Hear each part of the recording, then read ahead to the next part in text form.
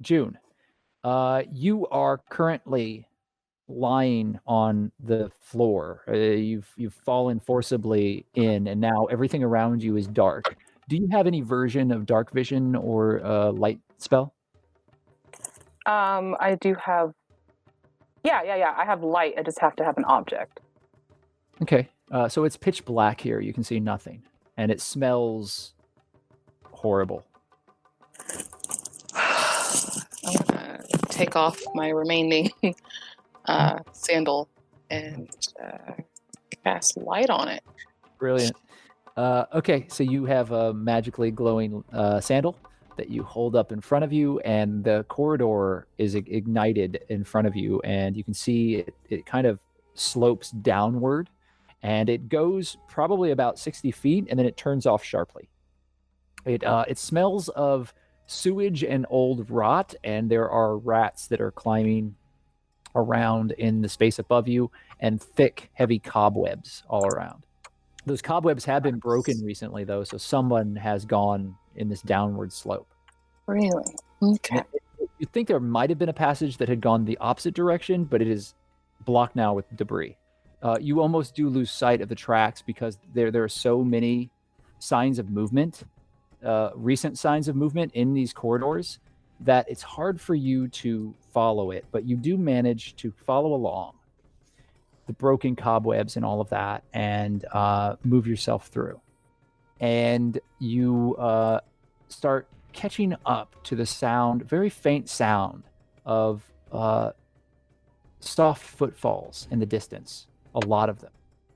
I'll continue, but definitely gonna try to be stealthy here. Okay, so go ahead and make a stealth check then for me if you're trying to remain quiet. What is that? What the heck is that? A 10. Okay, so you are moving through the corridor, and you place your hand on one of the walls, and there's a crack of stone as a rock falls to the ground. The footsteps in front of you stop. Shit. Dodalia, Doddle, you are meditating, and you stop meditating the moment that your caravan, your palanquin, halts.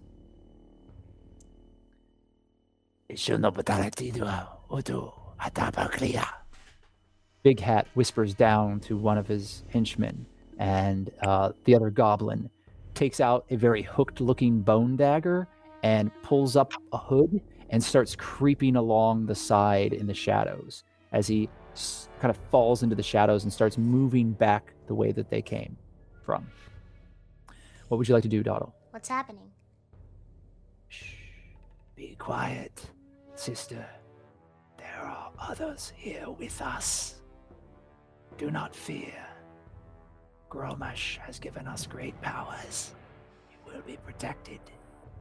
Someone helped me in the prison cell. If it's that person, can you promise me they won't be harmed? Ah, yes, you wish to kill them yourself. No. Amicable, no. You do not wish to betray the fools who thought they could ally with goblin kind. Well, what I was hoping for is we could perhaps maybe reward them for protecting me when goblin kind was not there. I am not understanding your words fully. Your escaped, some fool has helped you. Why reward them with anything? You know what? Yes, I would like to kill them myself in my own time. Yes. Are you able to pass on that message, please? And I would like to describe what Juniper looks like. And yes, quickly. And he whispers down to another goblin.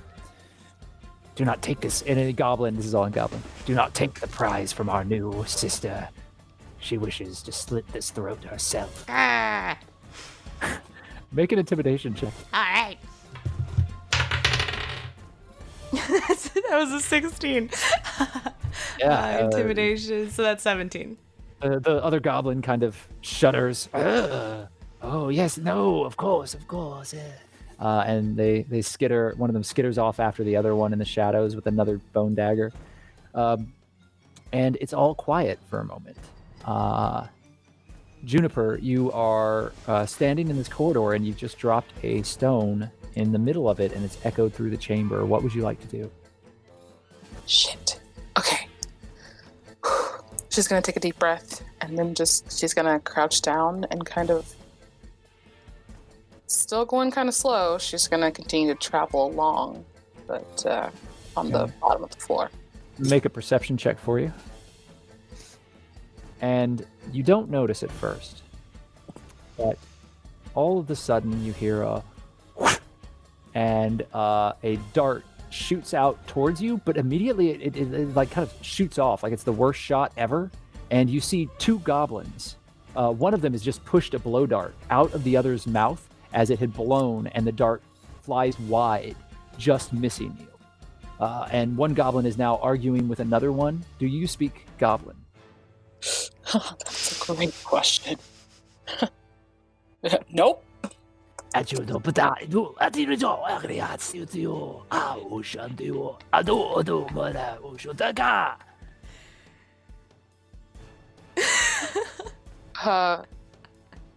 both kind of look at you, and then they start moving towards you. Hey, that was a great shot. She's gonna start getting up and backing away from them. They put their daggers away, and they pull out what look like clubs. Oh gosh. Okay. She okay, I guess I gotta keep fighting. She lunges forward and she goes to punch the smallest one. You jump forward, and I'm going to have you roll initiative when we come back to you. Okay. Siraye, the pain in your leg is piercing as the crossbow bolt is still there. The guards surround you. Yeah, ow. Remember what I've said, knave. Every lie you earn yourself another bolt. And I'll have my men find more vital parts as the lies stack. All right. And I'm going to spend a key. Okay. And I am going to okay, what's around me, first of all? So I'm in the center, I'm surrounded by guards. Is there any buildings or like You something? Let me be clear. You are inside of the gatehouse, which means that there is a gate right behind you. It is very small openings, metal gate. It's been closed. Okay. You have the carriage and the horses that are right in front of you. Okay. You were standing next to one side of the carriage. The guards have kind of repositioned themselves, but they're like a line of guards. Okay, they're not actually in this space with you. Okay. There is a door that looks like it's very heavy and closed off to one side. And above you, there is a grate of some sort. Yeah, a grate of some like metal grate in the ceiling. Okay. All right, and then I'm going to let's see what I can do. I thought I saw that I could, with my key points, I could use Step of the Wind, so I can spend a key and disengage or dash action as a bonus action this turn.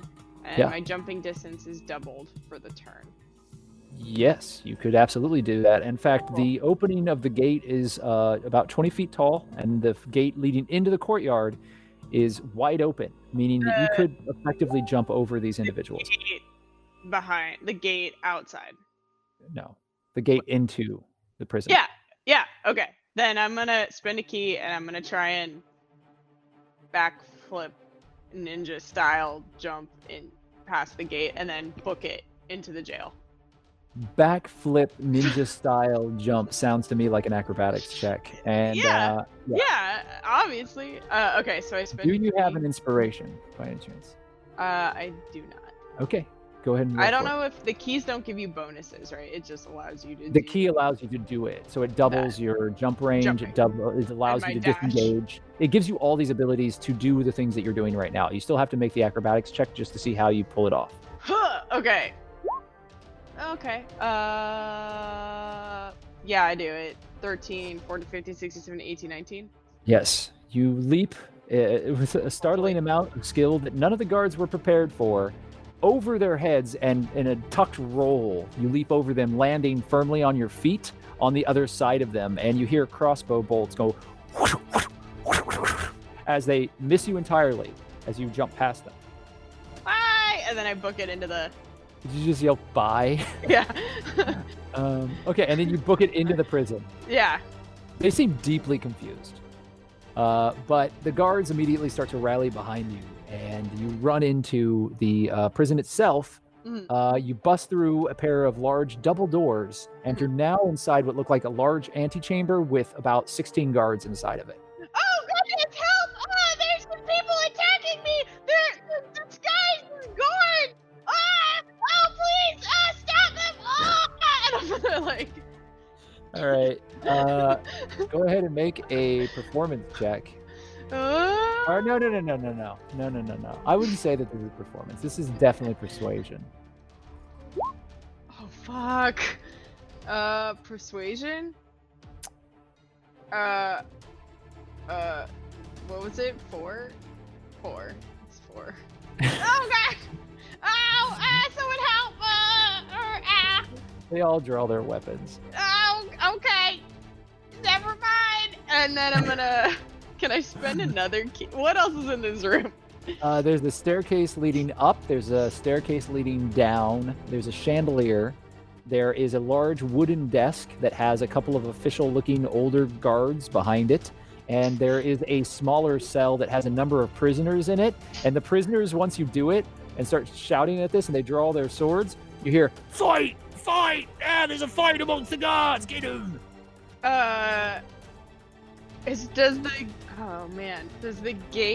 Does the prison door look like I could break it easily? The prison door? The door Yeah. behind you, or? No, the door to the cells. Well, it's definitely made out of like hardened steel, and it would Okay. require a lock. You might be able to like kick it or punch it or shoot it or something like that, but it's going to take some time. And as I said, there's a large number of guards in this room. Yeah, okay. I'm going to I'm gonna spend another key and I'm gonna do another jump and go for the downstairs. You're jumping down? Yeah. Okay. So you run and you leap into the air and you tuck into another ball. How many key points do you have left now? I have 2. Okay, After this. two total. Oh, 2 after this. Okay, Yeah. So you land in the stairwell as they start chasing after you. You're now running down the stairs. And I'm gonna book down the stairs. Okay. And as I book, I'm gonna try and see if there's like a corner or like a something that I can tuck into so I can tuck into and pull like the Scooby-Doo. They went this way and the other guy went that way. Okay, so you run down this corridor, and there are a number of doors. They're all heavy with bars on them. Everything here is obviously fairly secure and well made. And as you're running down this corridor, you see an open door to your right and a few open doors further down. So the other doors are all closed, and you think they're probably locked. Just because Are they jail cells? they're not jail cells. It seems like this is the supply stores, and the door to your right is full of what looks like a armory. There are weapons and suits of armor and other items within this space. And then there's other open doors down the way, but they all, for whatever reason, this door was partially open. Okay. I guess I'm going to run into that one. The one that's open, armory. Okay, so you're not going to go further down the hallway. You're going into this door? Why do you double? I'm just asking. I ask gonna- questions to be sure that I understand. I'm gonna run. I'm gonna keep running. I'm gonna keep running through this. You're going to keep running. Yeah, through this Okay. hallway. If there's nothing here, if there's no one here, I'm gonna keep booking it through. Yeah, you don't hear anybody in that room. Yeah, and yeah. You don't see anybody. It just looks like weapons and armor, and it does look like a dead end. Okay. Um, I'm gonna book all the way through whatever this hallway into whatever the next hallway is or whatever. You keep moving That's down like this it goes hallway, and you hear from behind you, "Halt! Halt! In the name of the Lords of Waterdeep, I demand that you halt." And I keep booking. Okay, so you're bleeding as you run. Yep. And Oh, God. you have a crossbow bolt sticking out of your leg.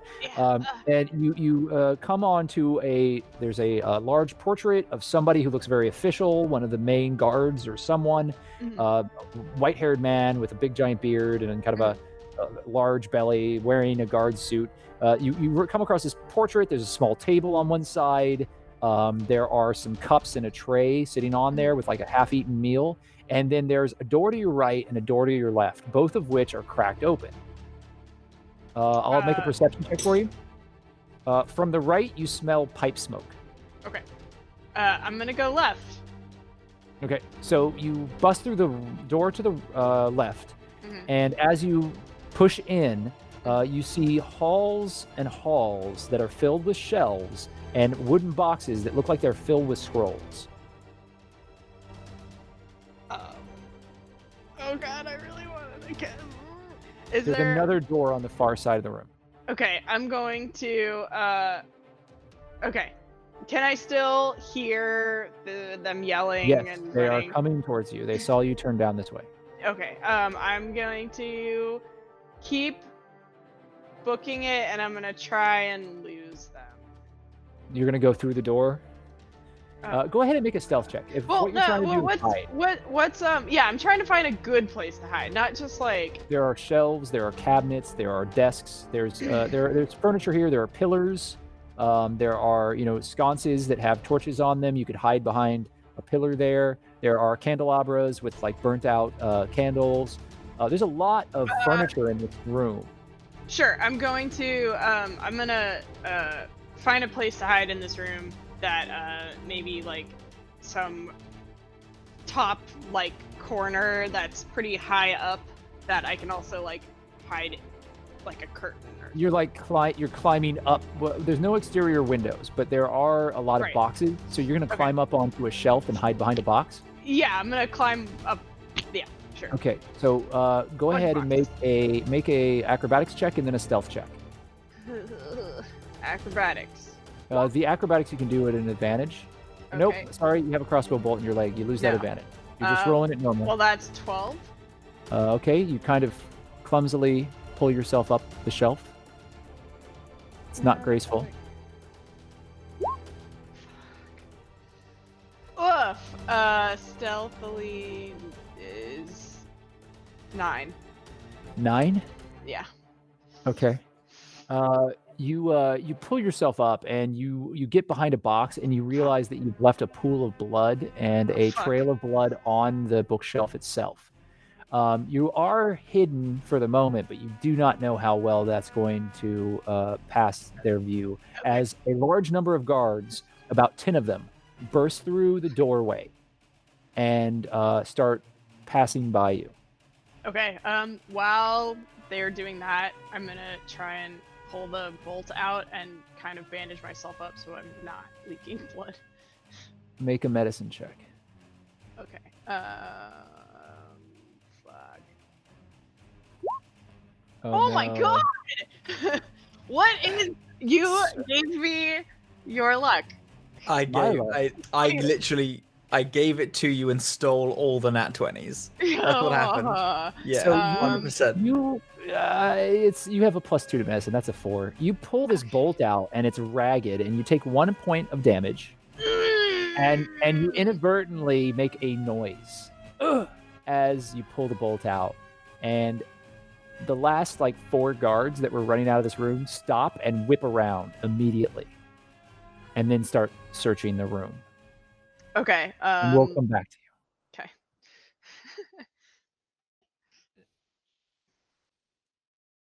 Okay.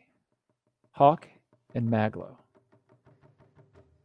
Maglo, you are standing on the ledge of the site of the explosion, and you're looking out over Waterdeep. And to be perfectly honest, it's a beautiful view. It sprawls out, and you're seeing really the scope of the city from up here. However, from beneath somewhere, you hear a hollow echo as a stone clatters across a stone floor directly beneath you. What would you and Hawke like to do? Hawke's talking to the guards, right? Yeah. How big's a jump? Eight floors? Uh-huh. Completely cannot physically do it without dying. I mean, Yeah. you've seen a lot of crazy things, and you don't think that it would be fair to say cannot do it. Hawke. Come here. Hawke, is there anything else you want to do with the guards before you walk over there? I tap the guy on the shoulder and like, listen, I need the description of that other person as soon as possible. Yes, Inquisitor. Come here. What's up? What's going on? Someone's down there. I think it's them. Down Someone, where? It's just down there. Underneath. Someone's. Underneath the floor? I don't know. Just like down on the ground somewhere. Someone's hidden and doing I'm something. going to make you guys make an intelligence check. You remember Siraye talking about her contact and about getting a map that detailed hidden passages within the prison. Hey, I got a 12 together. That is +1, an 18. Yeah, both of you remember that. Right. So I think someone's hidden in those tunnels. I don't know if it's Doddle or what, but someone's down there. How do we get in the tunnel? Should I smash it open? But no, I mean, I think we should... Is it like directly below us? Mm-hmm. Is there anybody in the room with us? Yes. There are guards that are moving rubble that are trying to find survivors. It's a lot of work. It's going to be hours before they complete it. Maglo, tell the guards to take a break. I have an idea. Oh, well, all right, guys. We kind of got it from here. You guys can take like 5 minutes. We just got to do some Inquisitor stuff, and like it's not that you'll get in the way or anything, but it might be kind of dangerous if you're knocking around still. So you can go take 5. They all look to you, and then they look back to their superior officer, an older man who's been kind of walking around, kind of poking around. Looks at you and go ahead and make a persuasion check. 12. I understand that you are from the specialist department, but I must assure you our job here is crucial, as there are individuals that may need medical attention. Understand. In that case, I do apologize for what, like, if you see anything untoward or nothing, just don't worry about it. It's just, official business and stuff. I'm going to go up to the guy running it. I pat him on the shoulder and I'm like, listen, boss, you're doing a great job, but do you honestly think anybody could survive this? Now, I may be foreman, but I'm pretty sure everybody likes a good ale break every once in a while, and you've been working pretty hard. The dead aren't going anywhere. All right, make a persuasion check. Come on, I'm actually good at this. Yeah. 2 plus, but my persuasion's good, so that's a 9. Okay, but still, it's a 9. He looks at you and just it doesn't. You realize as soon as you say ale break that you're barking up the wrong tree with this guy, as he's very dedicated to his job and probably doesn't even drink, and looks to you. I appreciate the special work that all of you do, but we will continue on our task as ordered by the mandate that has been laid before us. I understand. Hawke, just do it. Okay. Is there a place where I could go around a corner away from the guards? There really are no walls or corners here. You could step out and up the staircase. All right, I'm gonna do that till I'm out of their view, and I'm gonna unsummon my greatsword, and I'm gonna try and resummon it, but as a warhammer, Okay. Yeah. So you do so, and this kind of darkened, cold chill echoes through you as the sword disappears in a puff of black shadow tendrils and then reappears as this massive warhammer with a very, very finely crafted hammerhead that looks like a raven's beak on one end and the the wings spread backward on the other side, the striking side. Oh, I hate that shell. I come back with my warhammer. Hey guys, how's it going? Hey, Maglo, where'd you say it was? Right here. right there. And I just point to the ground. Mm-hmm. There. Right. Okay, I take the warhammer. I'm just gonna slam into the ground as hard as I can. Okay, you strike the ground with your magical warhammer, your hex weapon, dedicated warhammer. You don't have to roll to hit it, but just go ahead and roll damage for me.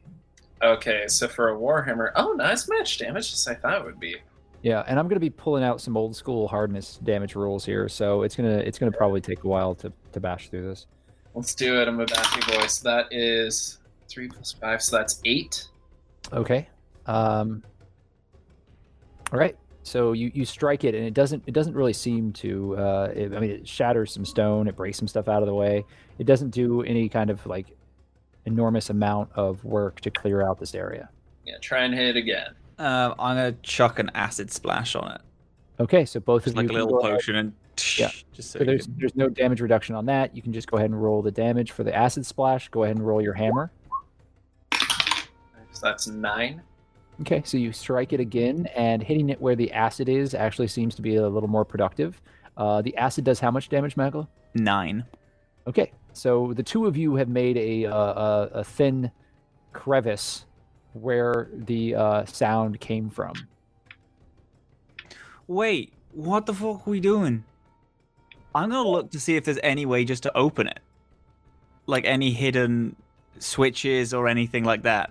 Uh-huh. Oh, Maglo just has a sudden like, wait, fucking idiot, why are we trying to smash it open? It's a fucking door. Okay, go ahead and make a sleight of hand roll. Not brilliant. 10. It is a bunch of rock, as far as you can tell. Well, go on then, big boy. Go for it again. keep hitting. Okay, so here's what I'm going to do. I am not going to have you roll every single time, but I am assuming that the two of you are going to persist in this Yes. as you continue to bash away at the floor trying to get into this secret passage. That is going to take you an amount of time, and I will roll some dice to determine that. I'll do minutes, and I will roll... Whilst Hawke is bashing away, I do want Maglo to, because Maglo can't really do much, he is going to look for a way to open the door. Okay. So feel free to roll all that and whatnot. Yeah, well, I mean, you made the roll, and you're not a rogue. Oh, that's true. So since you're not trained in it, I might have allowed you to get lucky because of being an artificer, but since you're not trained in, roguery, you don't really know what to look for as far as that kind of concealed door thing is. But you do understand mechanics. You just didn't find anything, and it just looks like rubble. And frankly, it's a giant mess. So, with that said, you are kind of at a loss. Do you help Hawke along? No, Mags would keep looking, but even though he's not finding anything, he's stubborn. So What you do find, however, is that the guards that are here are not finding any signs of any other bodies, and they do unearth a single sandal, and that sandal matches the sandal print that you found on the dust in the room. Whose cell was this one? It seems that there was a cleric of some sort, a holy person, a strange nature. We don't know who the witch was, to be honest, but she was held here to be kept in safe distance from the others. She did possess strange abilities that were being investigated. Is that why she was arrested? She was just... No, she was a murderer. Fuck. Tell me more about that. She killed someone. We are still investigating. If you'd like to read the full file, I'm sure that it could be provided to a specialist of your skill. Aye, go on.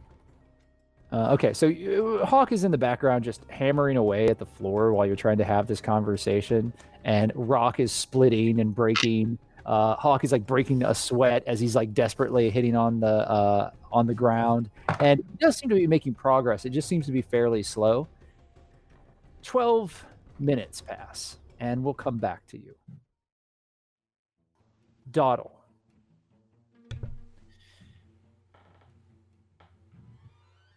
There is a deep quiet within the passageway as the goblins all look to you. Everyone is almost holding their breath, waiting. And then there's the sound of combat. And Big Hat motions for the palanquin to be sat down, and it's set down, and the other goblins start creeping the direction of the sounds. Are you muted? Nope, I was just told to be quiet. Oh, yeah. No, excellent. Good job, the goblins all. You wait there. And June, roll initiative. And Doddle, if you'd like to roll initiative too, you may. I'm gonna really hope that these tiny guys won't take out my big, strong witch friend. 21. Oh, you're going. Yeah, she won't. Yeah, she's good. Okay, so it is your action, Juniper. These two goblins are creeping quietly towards you with clubs. They've put away the daggers that they were holding. Actually, I changed my mind. I would, in fact, like to roll initiative and maybe get over there. You may do so. That is 17 plus 3. That's a dirty 20. Okay, so Juniper, you're still in the lead. Go ahead and tell me what you're doing as these goblins get closer and closer. Yeah, I'm gonna run forward and split them like right between them and just like push them away and like keep going. Try to push past them. Okay, so you can do that. That's a movement action. They both are going to get an attack of opportunity upon you. And they're going to swing at you with their clubs as you burst past them. You're 14, AC 14, is that correct? Yes. Okay. The goblins swing wildly at you, and both of them nearly hit each other as you run past them quickly. And you dart down the corridor, and Doddle, it's now your turn. What would you like to do? I'd like to just be like, sorry, I'm just gonna go. I'm gonna go check on my prey, real quick. Big Hat grabs you and presses a wicked-looking bone dagger into your hand. Take this and use it on your enemy. Right. Yes, I will do that. Thank you very much for this kind gift, and I'd like to start going towards the combat, please. Stab them in the genitalia. Oh no part will be left unstabbed. Don't you worry. I know what I'm doing. I'm not overwhelmed by this situation at all. And we're gonna go towards the combat, please. Yeah, okay, you start moving towards the combat. You immediately run into Juniper. Juniper, I'm gonna make a perception check for you. I can't make this shit up. So that's a natural 1. You didn't double crit, but you got a 2 on the second roll. So you do not notice it as Doddle. It's another goblin. What would you like? Take my forearm and just her neck. All right, unarmed strike. My armor class is 13. 14. It's okay. Okay, so it's what? 2? Is it 2 damage or 4 damage? 2. Okay, so Doddle, you take 2 points of damage as this elbow from Juniper just kind of like clocks you right in the neck. Oh my ow! Wait. Doddle? Yeah, nope. It sounds like Doddle. Oh my god. Doddle. Come on, we gotta get out of here. Come on, I'm so sorry. Come on, I don't have time to explain. There's like other goblin things after me. A mass of goblins line up behind Doddle and flex. May I look at the goblins? Do I see any sort of recognition in their face when my friend starts speaking common to me, or do they look like confused? I want to know if they speak common real quick. Yeah. No, they, you perceive that the goblins here do not speak common. Excellent. I'm gonna be like, Juniper, I'm so happy to see you. I cannot wait to explain. I'm gonna hold my dagger and be like, I cannot wait to explain to you the whole mishap that has happened. But I'm gonna hold it right up to her neck and be like, these goblins think I'm their friend, and they think that I'm gonna kill you, but I'm not. And I'm gonna take you over there, and I'm gonna act like I kill you, but really we're gonna run away. Is that clear? June just kind of stares at her, looks behind. There's a bunch of goblins behind her, all with their daggers out, pointed at you, and they're all shouting things like, So it's like, yeah, Okay. it's a lot And I of noise. look back at Dawdle, and then one more time at them. Yeah, you know what? I think that's a great idea. Let's do that. Ah, I'm so scared. I'm gonna look back at the goblins and be like, in Goblin, I'm gonna take care of my victim now. Other goblins, if you will leave me be to the murdering, I would greatly appreciate it. One of the goblins look at you. Can I have her leg? I will save you her leg, but not after I'm done chopping it off while she watches. Oh, Jesus. Thank you. And they all kind of like move back. Just say the word if you need us to help stab. I don't need any help. Yeah, your job is done. So much killing's gonna happen over here, so you better get going. Make an intimidation check. All right. 9.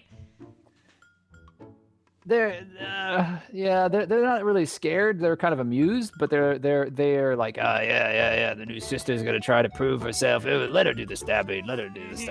And so they don't really seem to be like scared of you, but they're definitely giving you your space as they start to back down the hallway. Okay, so we're like out of eyesight of everybody. Yeah, that's what you asked for. So they kind of move away. All right, I'm gonna put the dagger down. I would like to leave, please. Well, I think your friends were in the only direction out of this place.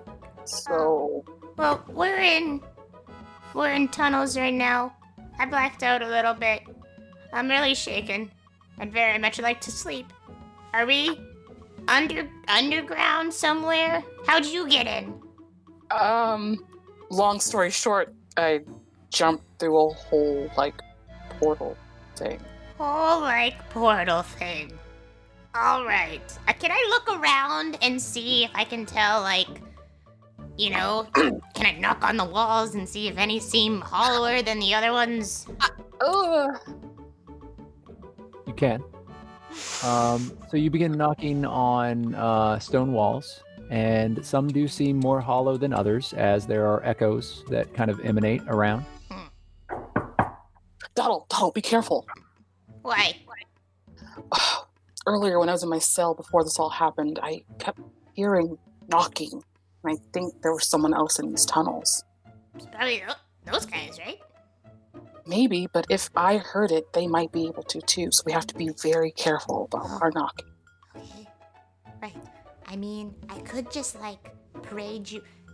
Juniper, here's what's gonna happen, and I'm gonna take her sleeve, and I'm gonna, push her hand out there.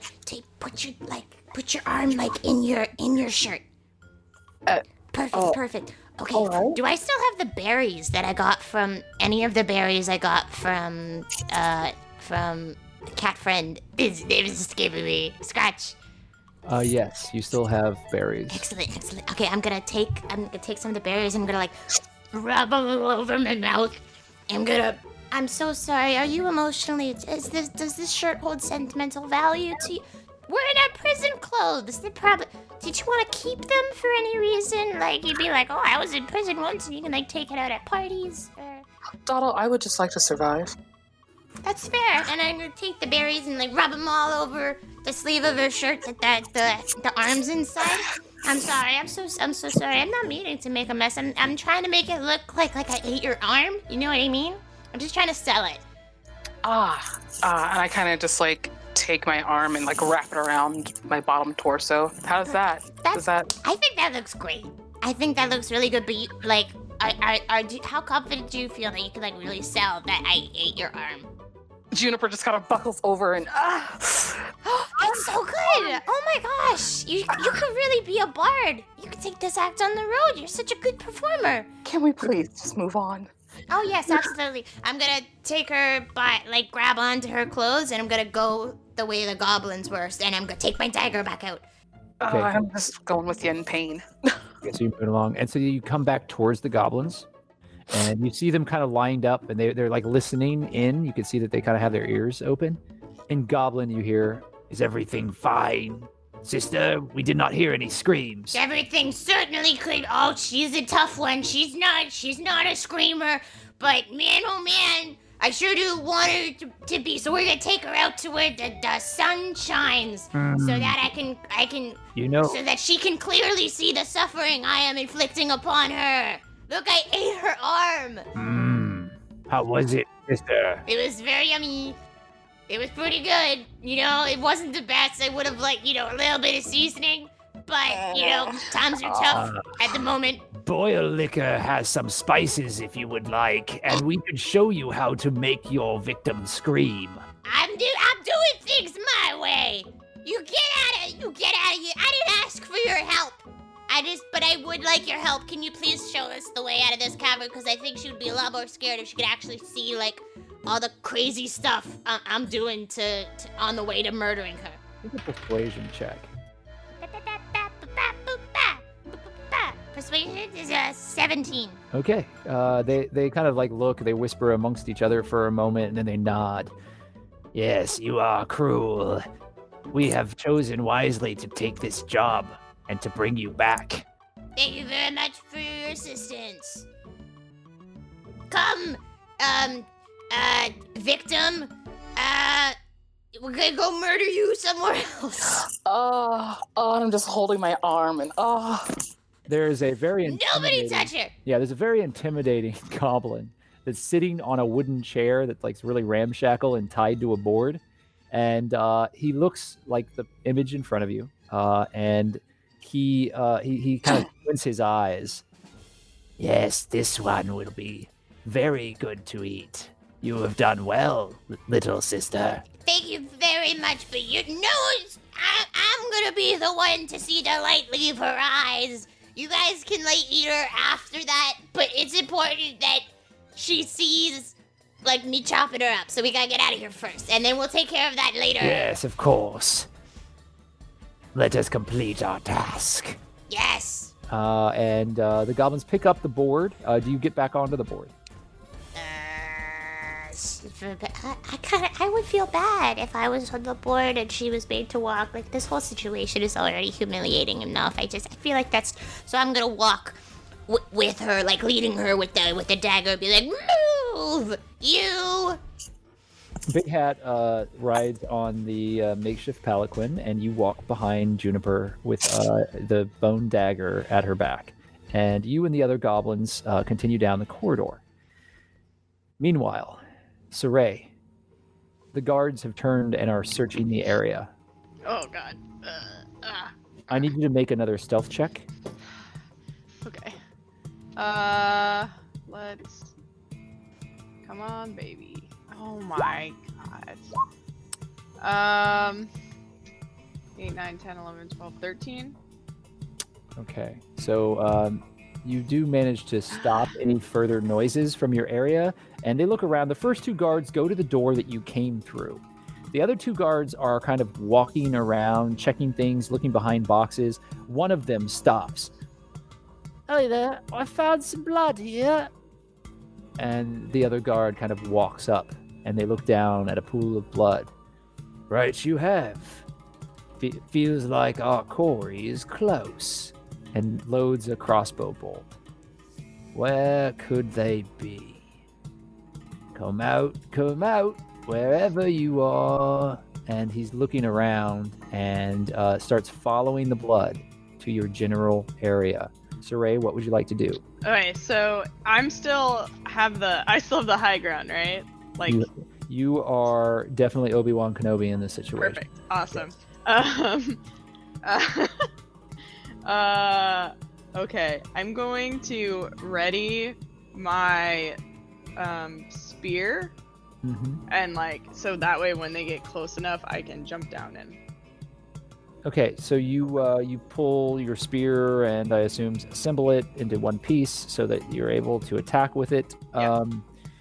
You have a spear at the ready. You need to roll initiative as the other two spot you. Oh, fuck. Okay. And you get a surprise round, so you're going to attack first, no matter what. What's your initiative then? 15. Okay. So so 18. Okay, you still have a surprise round, so you're going to attack first, and then we'll see how you do. Yeah, 15, 16, 18. Yeah. Okay. Okay, so I am going to use my spear, and I'm gonna try and drop down onto. Can I drop down onto one of them with my spear, and then use flurry of blows and hit the other one, or do I have to? Do I have to use flurry of blows on the same? As long as they're within your range, flurry of blows can be split up however you want. Okay, cool. So are they within? If I drop down on one, is the other one within 5 feet? Yeah, they're right next to each other. So you drop down, like they're right in front of you. In fact, your back is up against the wall at that point. Spinning the key. Okay. All right. Yeah. So I'm gonna drop down on the one. Okay. So that is. Do I have to roll to hit? Of course, yes. You still have to strike. Sweet. I think I strike. Hit +6. So. Yes, you hit. Sweet. And then you want to roll all of them and then roll your damage, or? Yeah, sure. Spear hits, and then for Fury of Blows, does that auto hit? I'm not sure. I've never. No, you have to roll for every strike, so you just get additional attacks, and you should have a good number of them with Flurry of Blows. Okay. Alright, so. Okay, and again. Okay, you miss on the first one. What was your modified attack for the 2? I'm sure it's not high enough, but just to be sure. +6. Yeah, you miss on the first one. The guard quickly kind of like steps back from your punch, but then as you do, you cross and you hit again. I'm gonna kick him. I'm not gonna punch him. I'm gonna kick him. Okay, so you kick. It's fine. So you've hit with your spear on the first one. Your first kick, the guard dodges, but then you counter it with a secondary kick, and that second kick lands. So you have 2 strikes to resolve. Okay, so the spear is 2 plus 3, so 5, and then the kick is 4 plus 3, so 7. Okay, so you do strike both of them, and I'll have them see how they're doing with their footing. One of them is fine. The other one kind of stumbles back 5 feet as you've kind of pushed them back. Okay. So you do have an exit from this space. What would you like to do for your... Oh, you've already done your movement. Do you have any bonus actions that you want to do? No, I'm sorry. You did your bonus action. It is your Flurry of Blows. So I was mistaken. Your round is complete, and the 2 guards then rush back into you and try to. The one that has a crossbow is taking a step backwards, so they are moving out of your threat range, which means that you can attack once for the one that's stepping back with the crossbow. Okay, I'm gonna try and I'm gonna pull up my spear because I presume the one that I kicked has the crossbow. Yeah, the one that you kicked has the crossbow, but he's also the one that's moving back. The one that you hit with the spear is the one that got pushed. I have a 20. Don't forget you have a deflect missile attack reaction. Right, but that I have to spend a key for, correct? Oh, right. Well, if you choose to. I have only 1 left. So. Okay. All right, so I'm going to I'm gonna pull out my spear, and I'm going to try and whack the archer. I'm gonna get his crossbow out of his hands while he's loading it. Okay, that's like a disarming strike, which I don't think you have. Yeah, you don't have that as a special skill. Okay. But I will allow you to make, at a disadvantage, I will allow you to make a aimed shot at the weapon, and we'll see what happens. At a disadvantage? Yeah, so you could do that, or you could just attack normal. No, I'll just attack normally. I'll strike. Okay, so strike with the spear as he starts to move back to try to shoot you with the crossbow. That's going to definitely hit. So you strike. You can go ahead and roll damage with your spear. It is a 6. Okay, so you do strike him, and he grunts as he pulls back, and he's bleeding as you just whack the spear across his face. He kind of levels his crossbow. He fires, and he misses you. The second guard has pulled out a sword and swings at you widely. The other 2 guards rush in and attempt to strike you as well. So they step forward, and one of them misses entirely. But the 4th and final guard juts forward with a sword and hits you. for 3 points of damage. Okay. Awesome. Do these guys look like beefy guards, or do they look like just normal guards? 2 of them look fairly strong. And, Okay. and like they're higher ranked. 2 of them seem pretty wimpy. I mean, you don't think that they're high-ranking officials or anything like that. They Right. seem like they're run-of-the-mill guards. But 2 of them look like they might have, done some training. Does it seem like this little kerfuffle has alerted the other, like the guards in the other room? Having or... been in this situation far too often for your own good, you realize that it's not good to just stand around here. No Right. matter what, this isn't going to end well if you stick around trying Right. to defeat these guys. Okay. So that is their attacks. It's back up to the top of the round. Now it is your turn. What would you Okay, like to do? cool. So then. Oh, I apologize. You get 2 attacks because you didn't take your attack on this turn because one was a surprise round. So take an attack and then take a second attack. Okay. Well, I'm gonna attack the one that is in the way from the door that I came into previously. Okay. Well, they're all just kind of in a line, like a loose semicircle around you now. So you're going to attack the one that's closest to that door. Yeah, that's blocking my way. Okay. To get by. Yeah, it's the one that you kicked. Okay, I'm gonna I'm gonna spear him. I don't know. Okay, Again. you're going to hit him with your spear. Yeah, I'm gonna spear him. Are these lethal or are you doing non-lethal damage? Oh no, this is. I mean, I want to knock the guy out.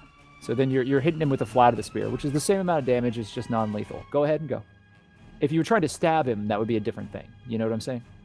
I'm not going to Yeah. punish you for trying to knock someone unconscious. Doesn't matter. I probably don't hit him. Yeah, you miss. You have a second attack? Nope. You have 1 attack per action. Right. So I'm. Done. Okay, so then you have your second attack. Go ahead and roll. This is the second initiative round Oh, okay. because we skipped you before because you had a surprise round. Got it. Okay, so then I'm gonna try and spear him again and just get him out of the way. Oh wait. Yeah. Same guy. So go ahead and roll a strike. Fuck. Okay, Plus 6, so 12. that misses. So you hit and it clangs across his armor. Ugh. Okay. They then turn at you. You get 4 attacks coming at you, 2 of which miss, and you do have an armor class of 15. One of them does hit you for 4 more points of damage. 4. Yep. As you get kind of slashed with a sword across the right side of your arm, you feel hot, wet, gushing blood as the strike kind of opens up a wound and kind of tears through your leather armor. Okay, and through the disguise you're wearing. Okay, so that is their attack. They are actually surrounding you now. You have an attack. What would you like to do? Okay, so I'm gonna do the same thing. I'm gonna use my spear to try and get that guy out of here. Okay. Out of my way. Oh no. Fuck me. You are on fire. And I mean literally you are on fire. I'm about to be. I am so sorry because I do genuinely feel personally responsible for, No, it's okay. for your luck today. It's okay. It's okay. Roll it again. Watch. I die. I've called it before. No. All right. So Okay. you didn't do a super fail, but you did fail. So you are swinging wildly with your spear, and as you do, you kind of spin forward. You miss horribly, and the guard in front of you is going to get an attack with an advantage on you next round because you've opened yourself up. Okay. And so now it's their turn. The first 2 guards hit, and the guard with the advantage, strangely enough, misses. And the third guard misses. So you have 2 that have hit. Uh-huh. And each of them does a collective 9 points of damage. Wow. This is Yikes. starting to add up, even though they're city guard. Okay. Where are you at right now? I'm not at seeing the 20 update. HP. 20 hit points. Okay. Yeah. So you're taking a beating here, and you know that you're outnumbered. We're back at the top. What would you like to do?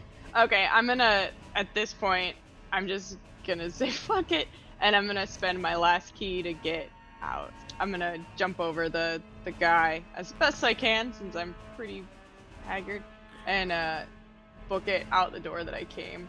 Okay, so you spent a key. Just go ahead and make an acrobatics check. It's not to succeed. You will succeed regardless. It's how well you succeed. Yeah, you do Not fine. great. And it's 16. You got a 16. No, Oh, I that's a didn't. 2. I got a No, it's an 2. 8. Okay, so yeah, it's not great. You jump and you land strangely on your leg that's wounded, and you don't go very far. You do start running down the corridor, but they turn and they're quickly on you, and you're now running the opposite side of the hallway back into the way you came. Correct? Yeah. Okay. Yeah. And so what's your movement rate? Okay. 40 something. Yeah, so you're very quick. You're rushing through this, even with your wounds. You're dripping blood down the corridor as you run, ruining rugs, and just kind of like smearing it all over the place. And you're running through these corridors. You're back in the enormous alcove, and there are less guards in here right now. But there are about 5 of them. 2 of them are at the door that you came in. The door is closed and barred, and there are 2 guards standing on either side of it. They shout and they start to arm themselves with their crossbows. I'm just gonna put my hands up. All right, fine, whatever. And we'll come back to you.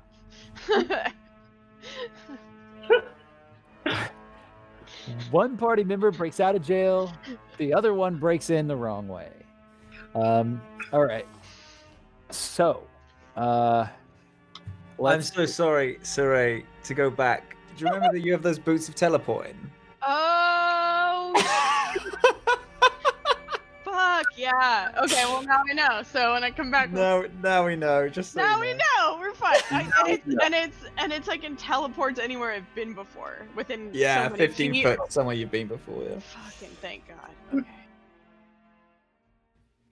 Hawke, you are bashing this rubble, and it breaks open finally, and a small sinkhole kind of appears underneath you. And I need you to make a dexterity save as the rubble kind of like pours inward on the spot that you're standing on. All right. Good thing I have +0 to my dexterity saves. That's an 8.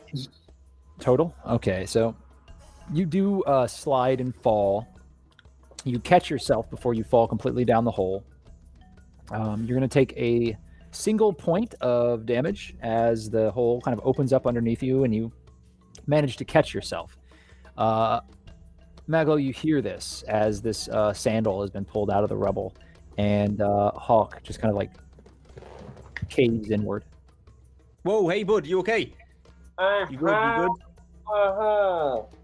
Okay, you're fine. Fucking hell. All right. You're right. Come on, get yourself back up. Maglo helps him up. Ow.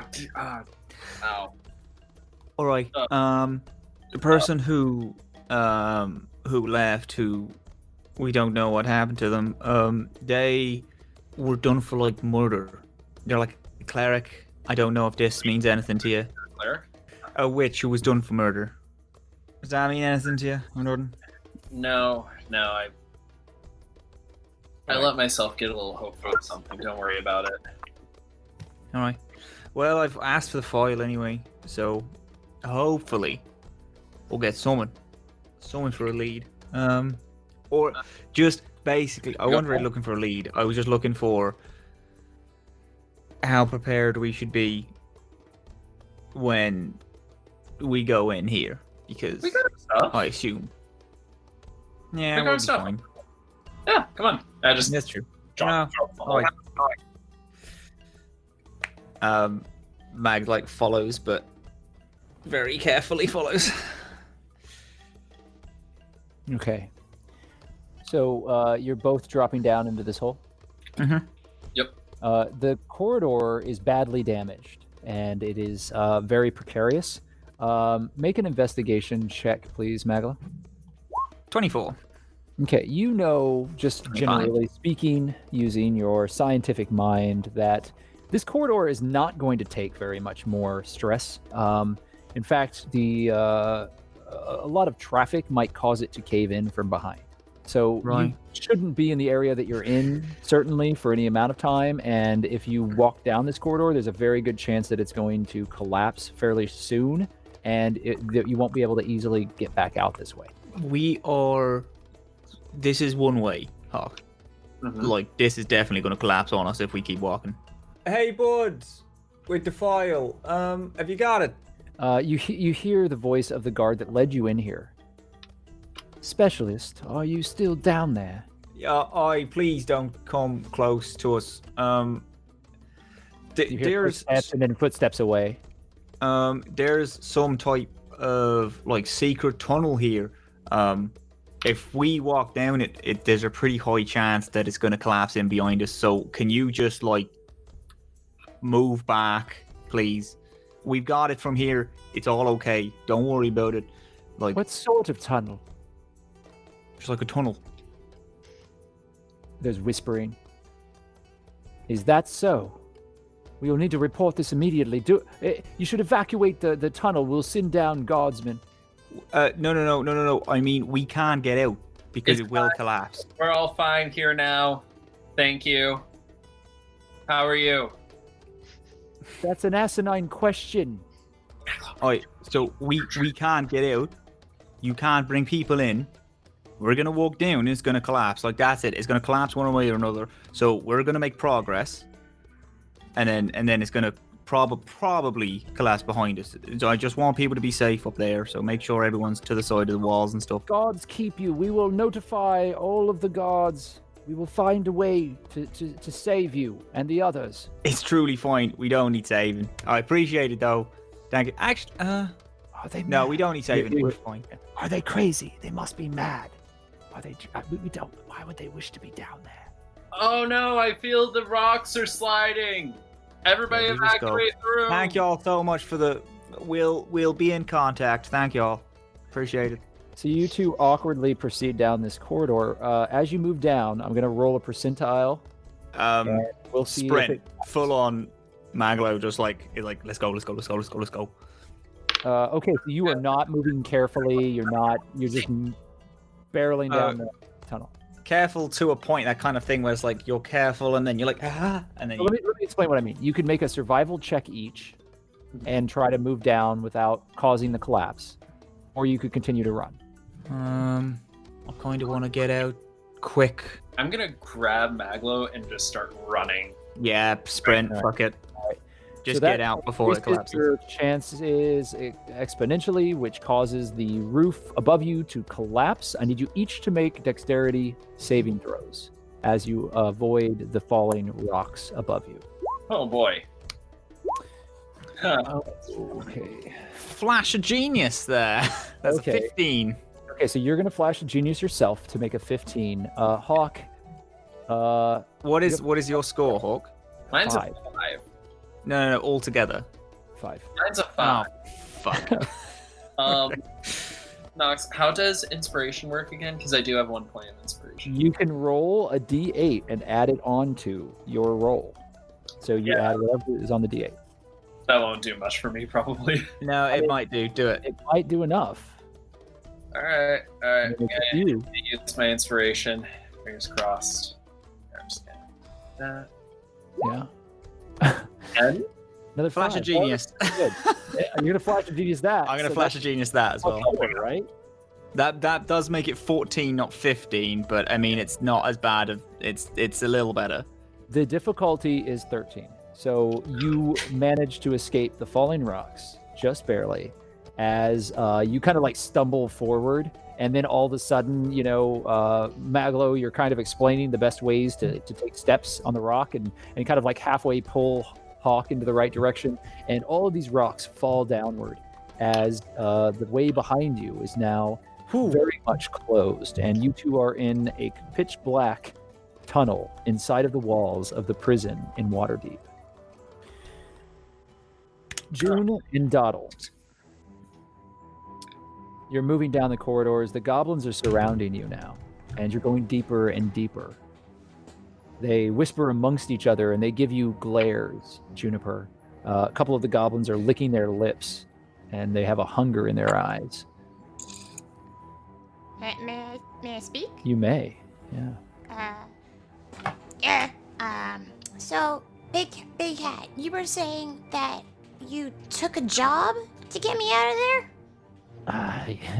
Well, we took, of course, the coin that they offered, but It was truly because we heard that a small goblin had entered into Waterdeep and was casting powerful magics. Who paid you this coin? Ah, yes.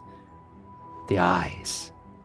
The grasping eye? Those that wear the eyes, they smell of greed and stupidity. They wear the sash with the eye and the hand. Big Hat, I'm not sure it's in my best interest to run into the grasping eye. Are we meant to be meeting up with them? We will meet them at the rendezvous. There they will aid you and us and give us our pay. Alright. Good to know. Onward! Yes, to continue. To continue.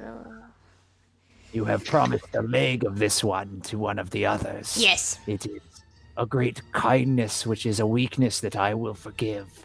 To call it kindness would be an insult, sir. There's not a kind bone in my body. I hope that is true. We have great... Oh, I forgot my cookbook. They still have my cookbook. Of human skin recipes. Yes. We have many ways to cook skin. We will show you, little sister. You will cook skin in new, delicious ways. Oh, I can't wait. This is such a great day I'm having. And they all kind of like continue down this corridor quietly. I do need Dottle and June. I need you both to make a stealth roll, please. Oh, no. Same. Okay. Oh, +6 though, so that's 8. Yeah. Okay, so a 2. Okay, so you got a 4 and a 2. It's fine. You're being loud. Is really the only way to say it. You're stumbling over rocks and your footsteps are very loud. To be fair though, you're wounded, you're tired, you're exhausted, and you've been through a lot. Dottle, I'd like to remind you too that even though you have this dagger, your hands are still shackled. And you've got a collar I also around. have no spell slots left. I am a little concerned. So you do have a bone dagger, and you have your hands are manacled together, and you have a collar around your neck, but the collar is not functioning currently because of the actions that you and Juniper committed in our previous session.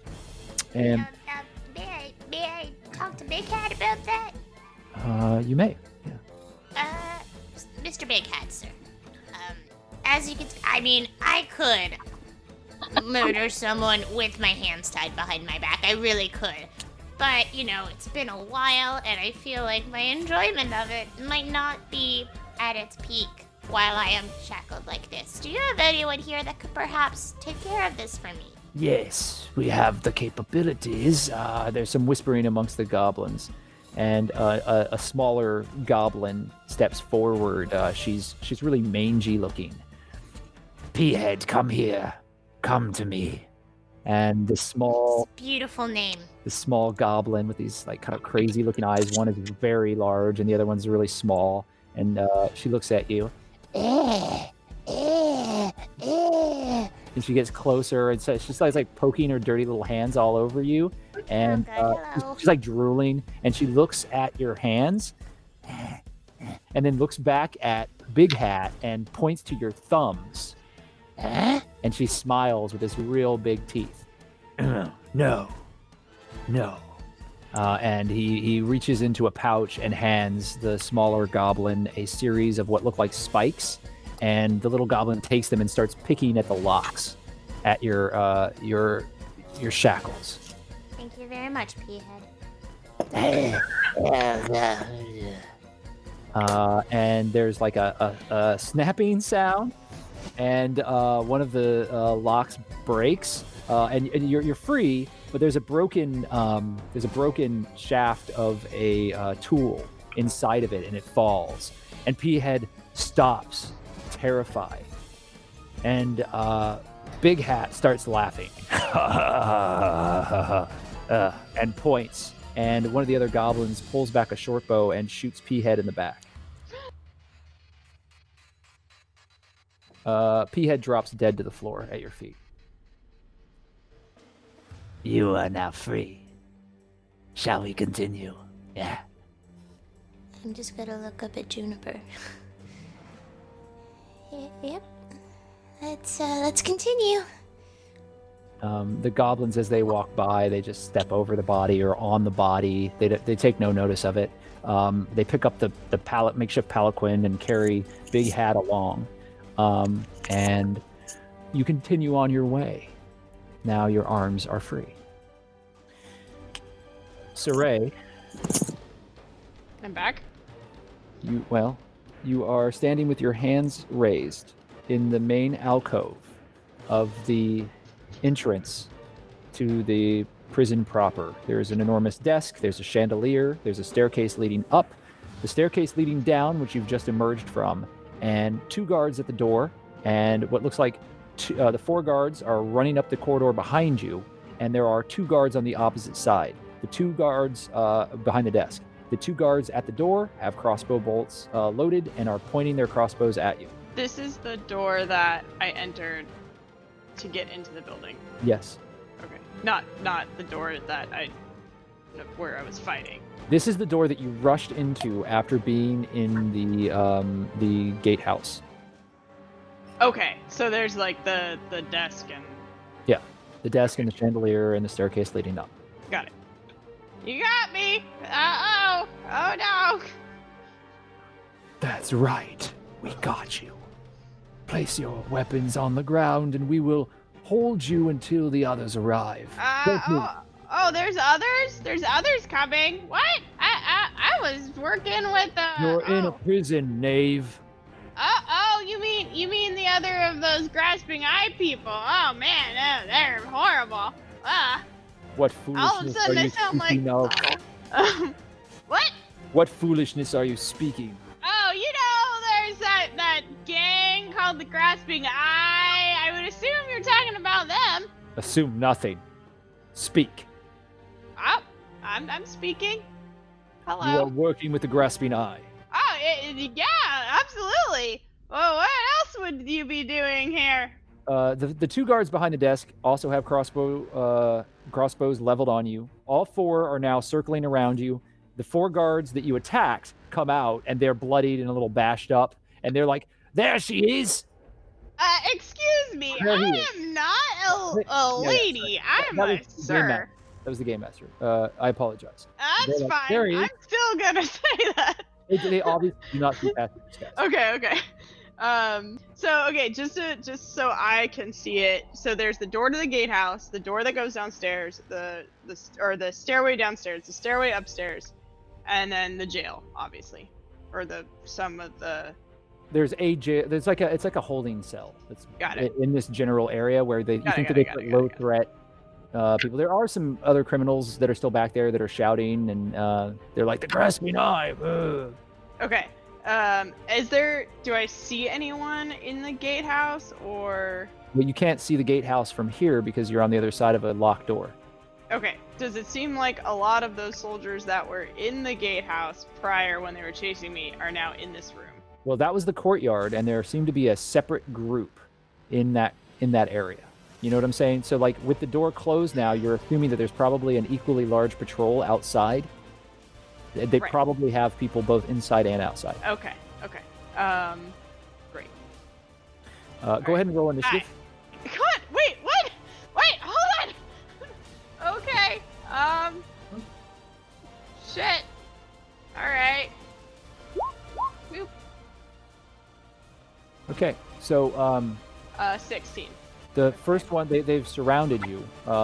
2 of them are still lagging behind. The 4 that just entered are kind of closing the distance.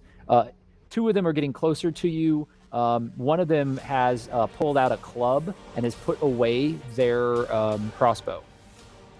Whoa, hold on there, buddy. I'm surrendered here. My hands are up. Exactly. And swings at you. And you dodge out of the way as they aim for the back of your head and swing over you with a club. Okay. It is now your turn. What would you like to do? I'm gonna teleport out of here. I think I'm gonna teleport outside of the gatehouse. You can teleport 15 feet, which is not enough to get you through the wall. Yeah, Oh, okay. you can teleport out of this circle and then make a run for it, but the door is locked. There's a staircase leading up, the big desk, the jail cell, the chandelier, and the way that you came that leads downward. All right, I'm going to. I'm gonna teleport upstairs. I guess You've to never the been stairway. upstairs. Okay. Oh, Okay. you can see that stairwell though. So yes, you can teleport 15 feet onto the stairwell Okay. because you can see it. So you're going to teleport there. Yeah. Okay. So with a pop of smoke, you immediately teleport. Do I need to roll for that? Or I, is it just I work? don't believe so. I believe that Okay. it's you make the move. Yeah, So it's just a feature. yeah. Okay. So you reappear on the stairwell. You land, and they immediately start swinging, and they look confused, and they're looking around. They are surprised. So what would you like to do? I'm gonna run upstairs. Okay, so you take a full dash action all the Mhm. way up, which means that you book up the stairs. They shout and they start following after you. You make it upstairs long before they do. You enter into a hallway, and it is a long, another long hallway with about Okay. 16 doors leading one way, and the opposite side, a long hallway with 16 doors on the other side. Some of them are open, some of them are closed. What would you like to do? I'm gonna run through this hallway and see what's on past this hallway. Are you going right or left? I'm right. Okay, I'll go it's right this as you turn to your right and you begin running, you hear a bell that's ringing. It's a long, slow, droning bell. So you're running down to the right. There's a number of doors. What would you like to do? I'm gonna run. I'm not gonna run through any of the doors. I'm just gonna run through the hallway.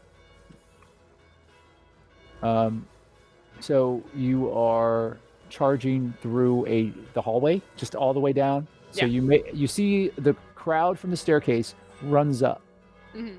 and they're following after you. They're a distance away, Uh-huh. and you are running. We'll come back to you. Okay. Maglo and Hawke, you are now in this corridor. You both have escaped the falling rocks. What would you like to do? Hawk, can you see in dark? I don't think I can see anything in here. it's pretty dark. Here, one Okay. second. Let me do a thing real quick. I'm gonna unsummon the Warhammer. I'm gonna summon my greatsword again. I'm gonna cast Green Flame Blade on it. Yeah. So your greatsword reappears with this tendrily blackness that you can't really see, but everybody can feel the chill in the air as you summon and resummon it, and immediately it bursts into flame with this unearthly green light. I mean, I was just gonna, and I'm gonna cast light, but as an artificer, I'm gonna say that's literally just a flashlight. It's a torch. Yeah, so you hold up this small device that you have that looks like a little crystal ball, and you turn it, and it shoots a ray of light out. I figured this would work as well. And then you place it into this holster that you have for it, and it's effectively like a flashlight. Right. Mine's bigger. It looks great. No, it is. No, sure. I mean, Yeah, it's fine. Okay. hit people with your flashlight, it doesn't make them burst into flames. So I mean, I'm just saying here. No, but I'm not walking around with a fucking massive sword for no reason. No reason. How often do we get into fights? Literally. I mean, kind of. All right. You know what, Hawk? Yeah. Saying the time, is it? We're trying to find Dog. Sword. So This is the perfect time for a flaming sword. You don't know what's in No. these. I mean, it's not the time for this, you piece of shit. You know what I mean? Oh god. Through the wall, you hear some shouting of guards on the other side, Okay. and you hear guards, "Stop! Halt right there!" Is that for us? I don't know if that's for us. Where is in it? I'm gonna hold out my sword. Is there like a doorway or anything nearby? Yeah, no.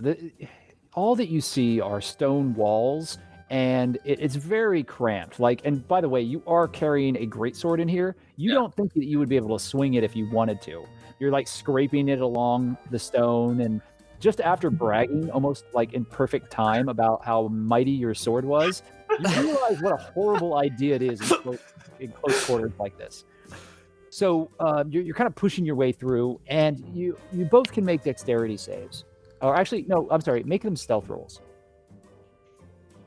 Stealth roll. 14. Okay. Also, because I know that these are these. Well, I can assume anyway. These are secret tunnels used to with secret doors and stuff. Can I try and look for like a peek hole or something? Or like, is there any symbols that's slightly easier to see because this is the way you open things? See if I can like open a wall or just a slit slightly so I could look through. I don't really want to draw everyone's attention into here because leaving with Doddle is not going to be good for us. But I just want to see. Yeah. So again, not being a rogue, it's a little difficult, but you are mechanically inclined, and as an artificer, you can make an investigation roll, and I might be able to tell you something. Dirty 20. Okay, so the dirty 20 immediately tells you that there are definitely passages here. You do not have the skills to be able to find them. They are very well hidden. You guarantee, you know for a fact as well, you guarantee that there are also some sort of spy holes. The best way to do it is probably to start kind of searching around on the walls because they're not going to be very obvious. So I will allow you to make a single sleight of hand, and we'll see if you get lucky. Nope. Okay, you stumble around and you start pulling at rock and you make a little bit of noise, but you can't seem to find any triggers or anything like that, even though you know very well that they're there. Hawke, I'll allow you to make a perception, or here, I'll make a perception check for you. Yeah, you hear real clearly like an echo that seems to be coming through the space through the wall. Hey, it's my first job here, and I've never done this before, and I'm sorry, and whoa. As like somebody on the other side of this wall is having a real bad day. Oh, it's just some rookie guard person. Oh, I tell you, really, I tell you what, I have so much respect for Siraye because I cannot figure out how you do this. If only she were here. Like honestly. It would be so great if Siraye were here. I tell you what's going to happen? We are going to find Doddle, and Siraye's going to already be there, completely fine, and everything's just grand. I tell you, like, 100%, like, no doubt. It's like, she smooth talked her way through everything. Like, everyone, you know? Absolutely. Like, we gave her, like, stuff to be like, oh, it might be dangerous. You didn't need a single bit of it, I tell you. Okay, she's the one that. I gotta move on.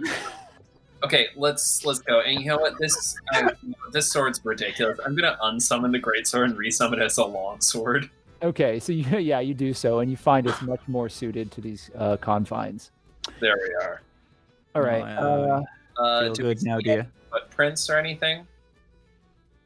Do you wish to search for tracks? Oh yeah. Now that we've decided that we're going to move on, I want to look for tracks and shit. Go ahead and make a survival roll for me.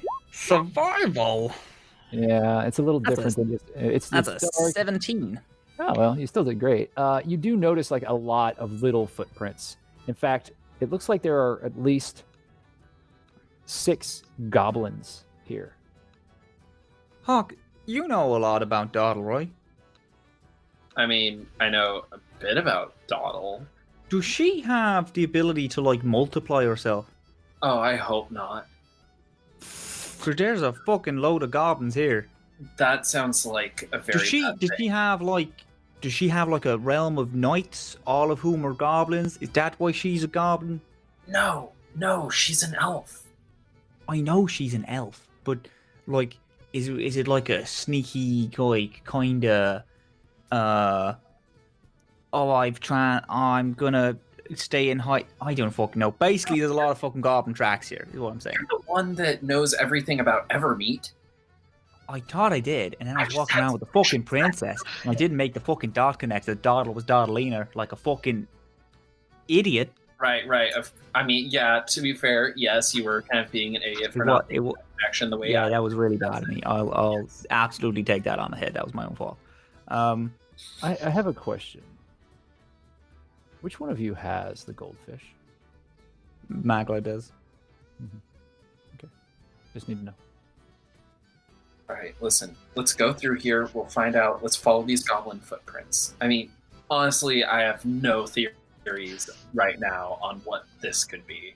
Oh, I mean, oh yeah. All right, fine. So what? Let's Goblins just go are like for it. little weird little weevils. I'll just scare them off, and we'll go hightail it out of here. Okay? All right, Captain. All right. Also, we need to get out of here as soon as possible. This place gives me the fucking creeps, and I hate it in here. I mean, it's not great. No, I hate it in here. We will. No, we will. We'll get out. All right, go on. On with you. Go first. Go first. Fucking keep moving. Okay, why do I have to go first? Because you're the one with the big sword, dickhead. Go first. My sword's smaller now, dickhead. I'm gonna follow the goblin tracks. Okay, so to be clear, you are leading Hawke, is that right?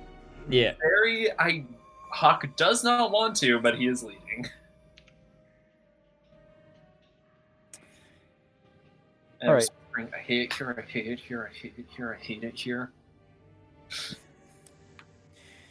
There is a spark in front of you, Dawdle and June. As the goblins are continuing down this corridor, they open into a larger, more spacious chamber. It is still fairly small by any stretch within this prison. It's about 15 by 15, but the goblins kind of pour into it, and as they do, there is a circle that has been drawn on the ground and candles that are burning currently, and the candles themselves are red, and the flames are flickering wildly, even though there's no breeze to be seen in this room. There is salt and other herbs that have been scattered on the floor, and there is another goblin waiting here, a very old-looking goblin with a very long nose and a white kind of weird fur coming up off of her face that kind of hangs down in braids, and she's missing most of her teeth, but she has one that kind of juts through her upper lip, and cataract eyes that look completely dead, and her hands are out, and she's kind of wavering as you enter, and you can hear a rattle in one hand, like some sort of small rattle, and in the other hand is a staff, a wand, by normal means, but it's about the size of a staff for this small goblin. And on it there is a bone that has been tied to it with twine and these little dangling bits. And this strange goblin is currently standing on the outskirts of the circle. And as you enter, there's a spark in the center of the circle and a whirl of magic. And a pair of figures emerge from a teleportation portal that has rent open in the space. You see the silhouettes. One is small and squat. A dirty, strange-looking dwarf with a ruddy complexion and shaggy hair that is currently shoved underneath a metal helmet that has many little appendages that look like eyes on eye stalks that are shooting everywhere, and a single eye on the center, and a very luxurious looking cloak that is kind of dirty and greasy, but is clasped with a very rich looking brooch, and is wearing finery, but it looks like it has been poorly kept. And there are steel-toed boots and big grubby hands, and the figure has a horrible bruise across one entire side of their face, and they're holding their arm in what looks like a makeshift sling. In the other hand, they have what looks like some sort of staff, but the staff has like a little net on the side of it. And behind that figure is a larger humanoid shape that is fully cloaked in black robes, and you are unable to see any of their features underneath it. Their hands, their face, all of it is wrapped in this deep velvet black cloak. Oi there, what do we have here? Oh, you've done your job rather well, haven't you? Oh, good. Good old Art Steel Toes is going to be back in the business again. And the master will know none of the better. None of this will be a problem, I'm sure. You're like a big head and say I thought you were taking us to the surface. I was taking you there. Yes, through the portal that they create. I thought you were supposed to meet them at the rendezvous. And here we are. Look at June. Real scared. The strange dwarf, who has called himself Ott Steeltoes, stops, pulls out what looks like a strange pocket watch and opens it, and immediately it's spinning and clattering as this click, click, click, click, click, click, click, click, click, click, click, click, click, click, click, echoes through the chamber.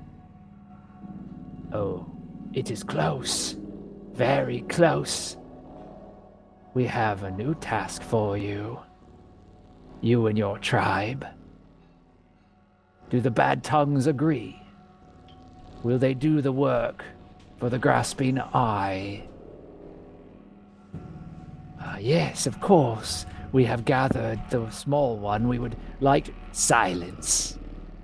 You will be paid as agreed upon. According to this little bubble right here, my greater prizes are down this corridor. Immediately, the goblins begin pulling their weapons. Leave this one with us now. And they point to you, Doddle. Everybody can roll initiative. Alrighty then. Me too? Oh. Yep. Oh, That's a 9. How did you do, June? 21. 21. yeah. And you got a 9, Doddle? Mm-hmm. And how did MacLeod do? 5. And Hawke? 15. Okay. And Siraye? 16. All right. It's okay, I'm the dedicated healer, I should go last. Juniper. These figures are standing before you. The portal is still open behind them. The strange goblin shaman, whatever she is currently aiding in the spell clearly. What would you like to do? If I'm correct, that little clickety clock was the same one that I jumped through, kind of, right? Like somewhere in like the hole. Right. So it was similar to that. Yes. It was not the same thing. It was a handheld, almost like a pocket watch, but it opened, and it's definitely made by the same people. You're sure of that? Doddle? Remember what I said that I jumped through a magic portal thingy? It was very much like this. I don't know what your friends are doing, but I can tell by your face that's probably not good. Juniper, they're not my friends. Juniper, they're not my friends. Either one, we're gonna have to kick some ass, dude, or we're gonna have to maybe stop that chick or jump through. What do you want to do? I think the people that are my friends are close, so,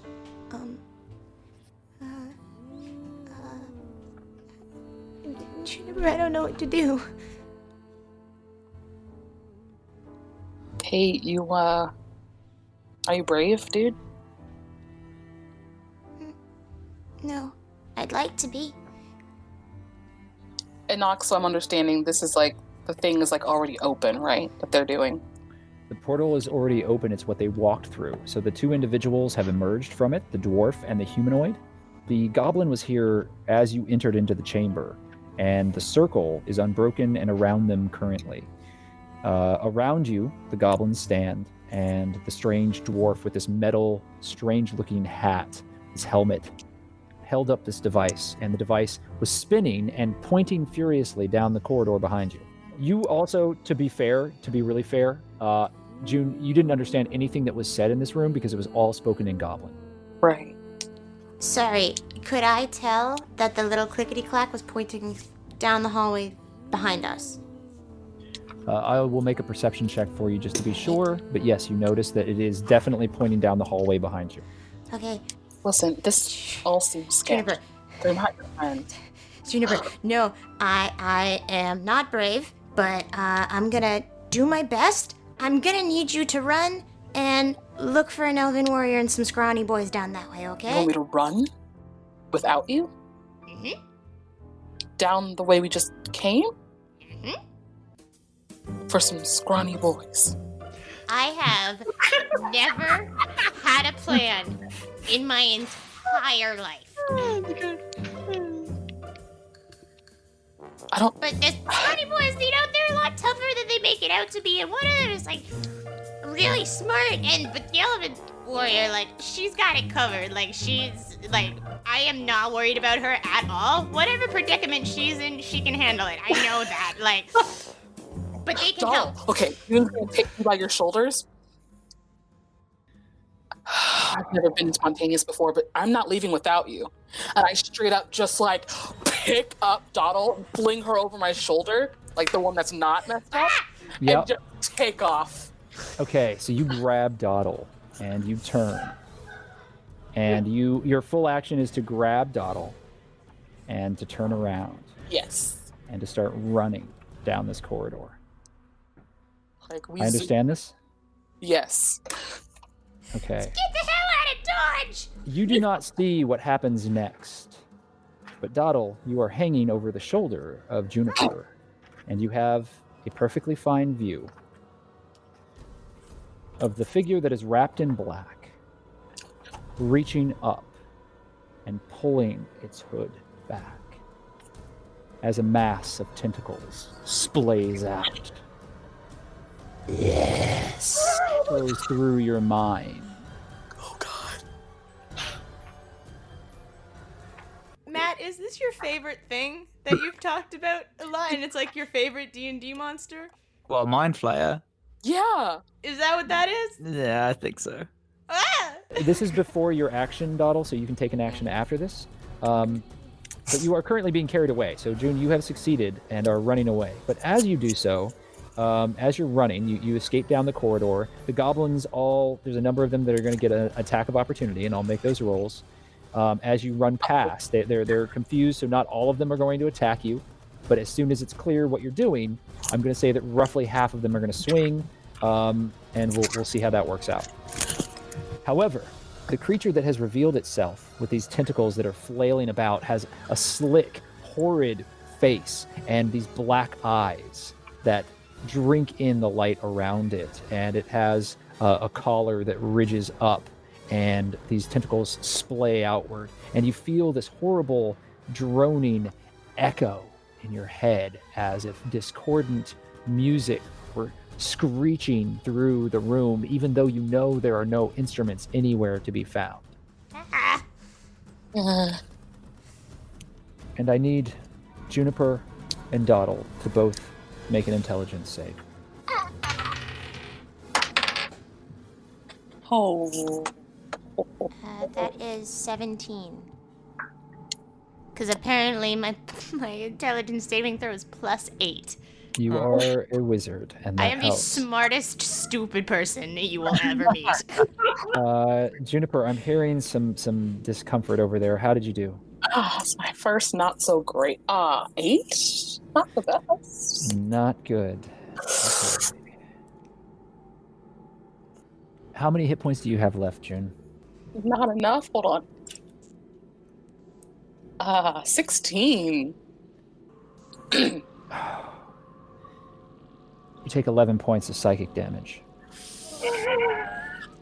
Yeah. As your mind feels as if it's being pulled apart, and there are these horrid echoes that shriek through your mind, Juniper. You stumble forward and almost drop Dottle. I need you to make a dexterity save. That's why I hate my players. Okay.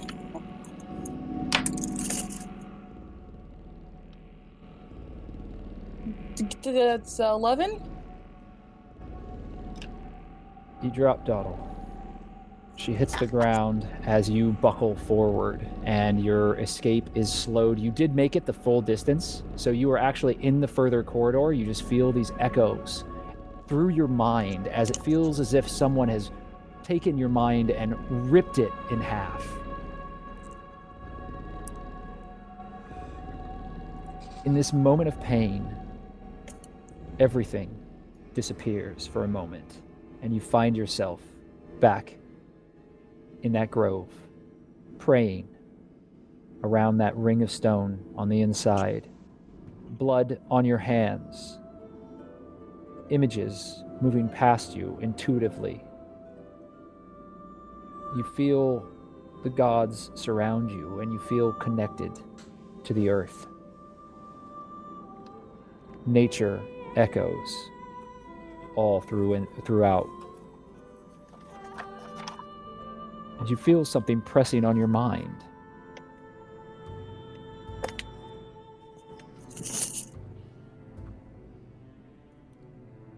There is a warmth that rises through you. And where you know you should fall in this moment, feel a divine blessing upon you. And your eyes go completely white as the energies of the beyond fill you. And you are able to act normally this round. The second individual in the room shouts out, "Stop it! No! No! Get it!" And all of the goblins activate. Now, as you pass by them, 4 of those goblins did get to take a swing at you, Juniper. And I am going to make those swings. Remind me how many hit points you have left. 5. It's not good. Oh no. You get hit once for 4 points of damage. You have a single hit point. You are bleeding. You still feel this rising tide of divine energy within you. Your eyes are white. Dottle, it is now your turn. You are on the ground. What would you like to do? Cry. First and foremost. It's a free action. You cry. Okay, I don't know what to do. Am I getting the impression from these people that they want me to kill me, or do I have information that they need? Make an insight check. Do they think I have information that they need? Oh, sweet. All right. It's that dirty 20. You know that they could have killed you already, and that if they wanted to, you don't think that you would have made it this far. You believe that they want you alive for whatever reason. I'm almost not good at D&D. I'm gonna take. I still have that dagger that the goblins gave me, right? You do. I'm gonna try and straighten my posture first of all, and take a deep breath in. I'm gonna take the dagger and put it against my chest, and I'm gonna scream at them to stop. Okay. Make an intimidation roll with a disadvantage. Yeah, you're crying. And it's intimidation? Yes. That's 8. You don't think that they're going to listen to you as the goblins begin pouring after you, and you don't see, but you feel this presence filling the chamber behind you. Hawke, you're up. You turn the corner and you see the back of a small goblin and someone you do not know. They're facing away from you, and you hear Dottle crying. I immediately bring out the greatsword. Your long sword disappears in a puff of black smoke, and the chill air reforms, and the greatsword is in your hand. Do I see the other goblins? You see other dark figures with red glowing eyes coming closer and closer to where Dottle and this other figure are, and Ravenwing in your hand begins to hum and you feel cold pain rise through your fingers as, again, you hear the dripping of water in a cavern somewhere in the distance, and the scream of Amara echoes through the dark. All right. You still see everything as it is, but something is horribly wrong. I would like to try and make as much distance as possible to Dawdle and the mysterious figure. Okay. And if possible, put myself between them and the creatures approaching. It is possible. All right. So You can push your way forward as long as they don't perceive you as a threat. Both of you need perception checks. I'm sorry, you're at a disadvantage, Juniper. You are in a horrible state. You do not hear the person coming up behind you. Dawdle, you do hear somebody, footsteps behind you. So turn around, please, if I can. You do, and you see Hawke and the glowing green sword in his hands as he appears behind you. I'm just gonna cry again because God, I'm so happy my friends are here. Okay. That doesn't seem real. I'm a little shook at the moment. So when I put myself between them, I'm just gonna look at the creatures coming forward and scream for them to run. Hopefully scare them off. Okay, go ahead and make an intimidation check, please.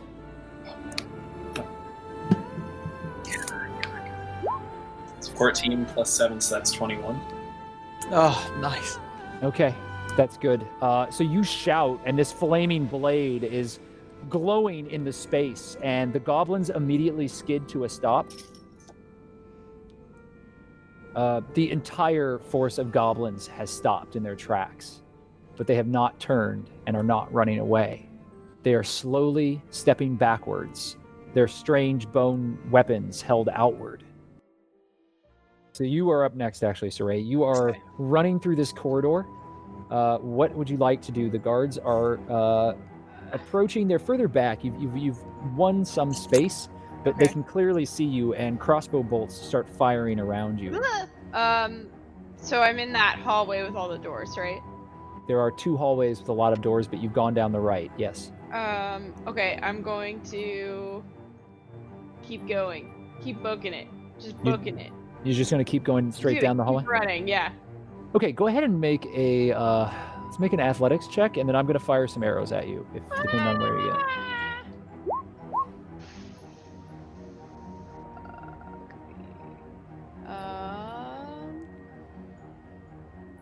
That is, I think it's a +6. Yeah, so acrobatics or athletics? Athletics. It's a Okay, +5. So +5. Yeah. So that's 11. Okay, so you're starting to become winded from all of this exertion, plus you're wounded. You do manage to move forward. Some of them catch up a little further, and they fire at you. One of them is definitely striking you. Okay. How many hit points do you have left at this point? I have 20. Yeah, that's good, because you just took 6 points of damage as a crossbow bolt strikes you in the back. Okay.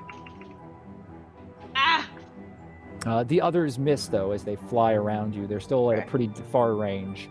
All right, so at the top of your round, are you still just running down this corridor? Because you are running out of space. You're headed into what looks like a turn. I'm going to take that turn. Okay, so you turn to the left, and you realize you're running on the outskirt of the building. There are slits for windows, but they're very thin. You couldn't get through them at your current size. What do I see?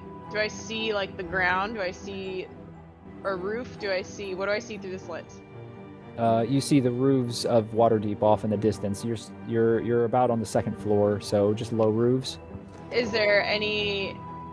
So there is like a roof below me, or is there a roof No, me? no, Or... not directly below you. Across the way. If you could somehow get through the wall, you'd be able to jump onto the roof. Is it 15 feet? You can travel through the wall using the teleportation spell to get out and onto the roof across the way, yes. Doing it. So as you turn the corner, immediately you use the boots, and you are teleported with a puff of smoke onto the roof and make an acrobatics check. Amazing.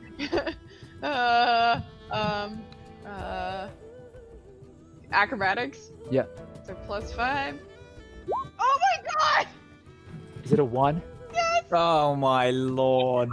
Make another. My And then you lord. rolled a natural 20 to confirm. I hate everyone. Oh.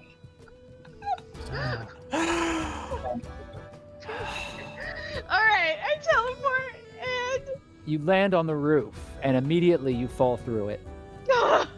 okay.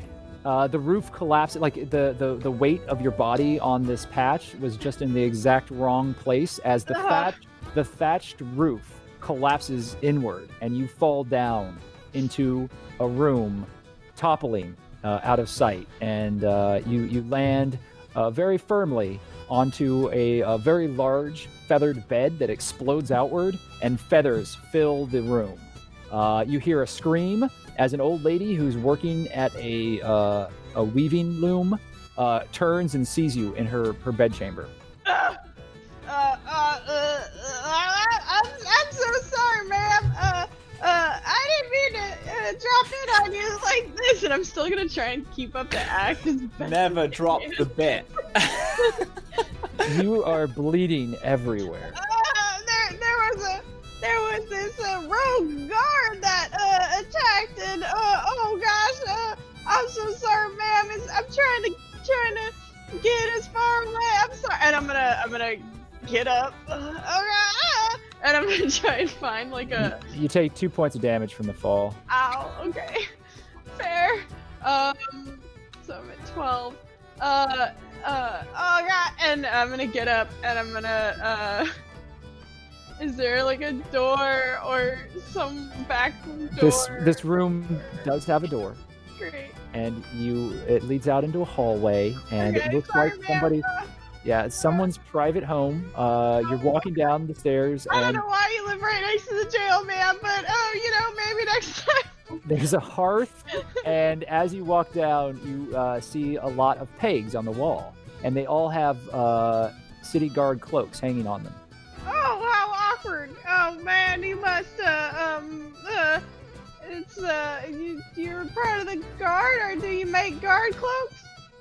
I do outfit the others, the guards and the city watch here. Some of them house here, and I care for them. Should I call the constable? Oh no, I'll be fine. I'll just hobble my way over to the infirmary, and You really should get that looked at. That looks really I'm gonna painful. head to the infirmary right now. Oh god, and I open the door and I to leave. You bleed all the way through this old lady's house, and you exit. And you're now in the streets of Waterdeep, Great. as there's a great amount of chaos still outside because of the explosion, but it seems like it's died down considerably. I'm gonna try and hobble my way to somewhere that is unseen, like a alleyway or something somewhere. Yeah, you get into an alley and you kind of collapse into a pile of garbage. No. All right, we'll come back to you. Okay. All right, Maglo, you have caught up now. Hawke charges forward, and you see him screaming at a group of goblins.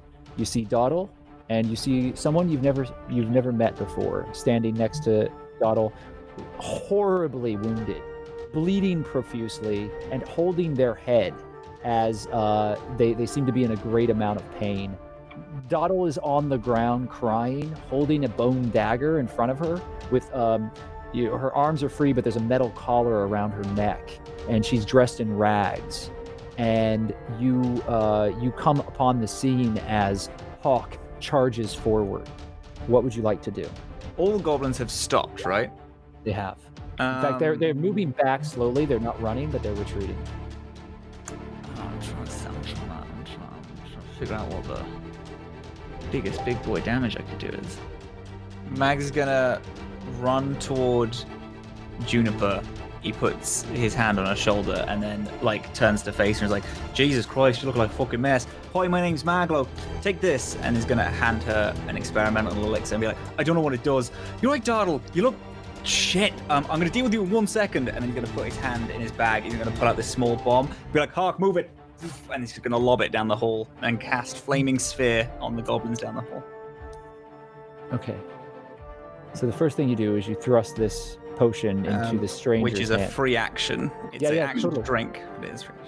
Yeah, totally. So she now has a hold of this elixir, and you rifle through your bag. You look at Dottle. You then grab this round ceramic orb that's black and sooty, and you spark your tinder twig, and you light the wick and throw the bomb down the corridor. You don't miss the corridor. Let's see how you do. Are you trying to hit the goblins or just the wall? They need to make a dexterity saving throw. Okay. It's 5 foot, so it'd only be one of them. But I want to do it at the one so that if anything is going to come in, they have to go through it. So that doesn't change anything, but you do throw it forward, and it bursts into a ball of flame that's 5 feet. So it's going to hit one of the goblins if they do not make a saving throw. Hopefully, like the closest one again. So if they try to charge us, they have to go through it. If that's a possibility. Yeah. So the one thing I want to check though is the damage type. It is fire damage. I believe. Yes. Is that all that it does? 2d6 fire damage on a successful save. On a failed.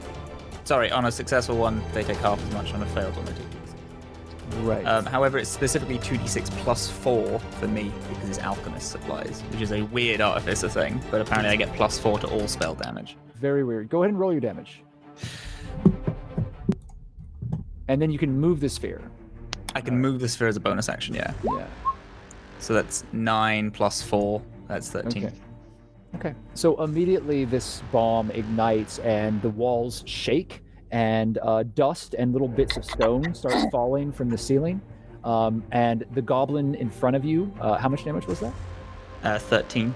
Explodes, and a smear of black blood is all that's left as this flaming sphere stands where the goblin once was. Brilliant. You already used your bonus action, so that's the end of your round. Mm-hmm. And then we are going back up to the top, which is Juniper. You have 1 hit point. You've been given a vial from a strange man who's talking very quickly. What would you like to do? At this point, can I even really make coherent sentences? No, it's as if your mind has been torn in half, so you are in a deep amount of pain, but you do coherently know that whatever's been handed to you is some sort of potion, and you intuit that it probably is not to harm you, as this individual hasn't hurt you and could have just stabbed you. Yeah, I'm just gonna weakly let it drip in my mouth and see what happens. Brilliant. Roll a d6. Yeah, I was gonna say, please handle this because I have no idea what it does. Gosh darn it, I dropped my d6. Let me get my other one. Or I can just go.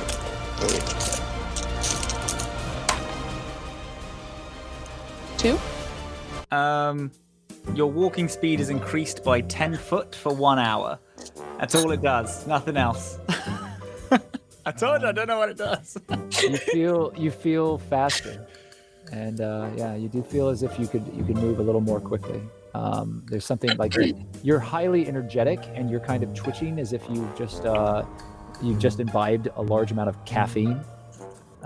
So it's not really doing a whole lot for your nerves, but you do feel like you can move faster. All right, that is Juniper's action. There's a cold emptiness in the space, Hawke, as you feel something behind the goblins, a dark, shadowed figure that steps into the light of your green flame blade.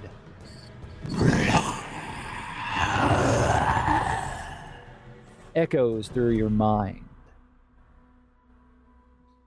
It's not real. I need you to make an intelligence saving throw.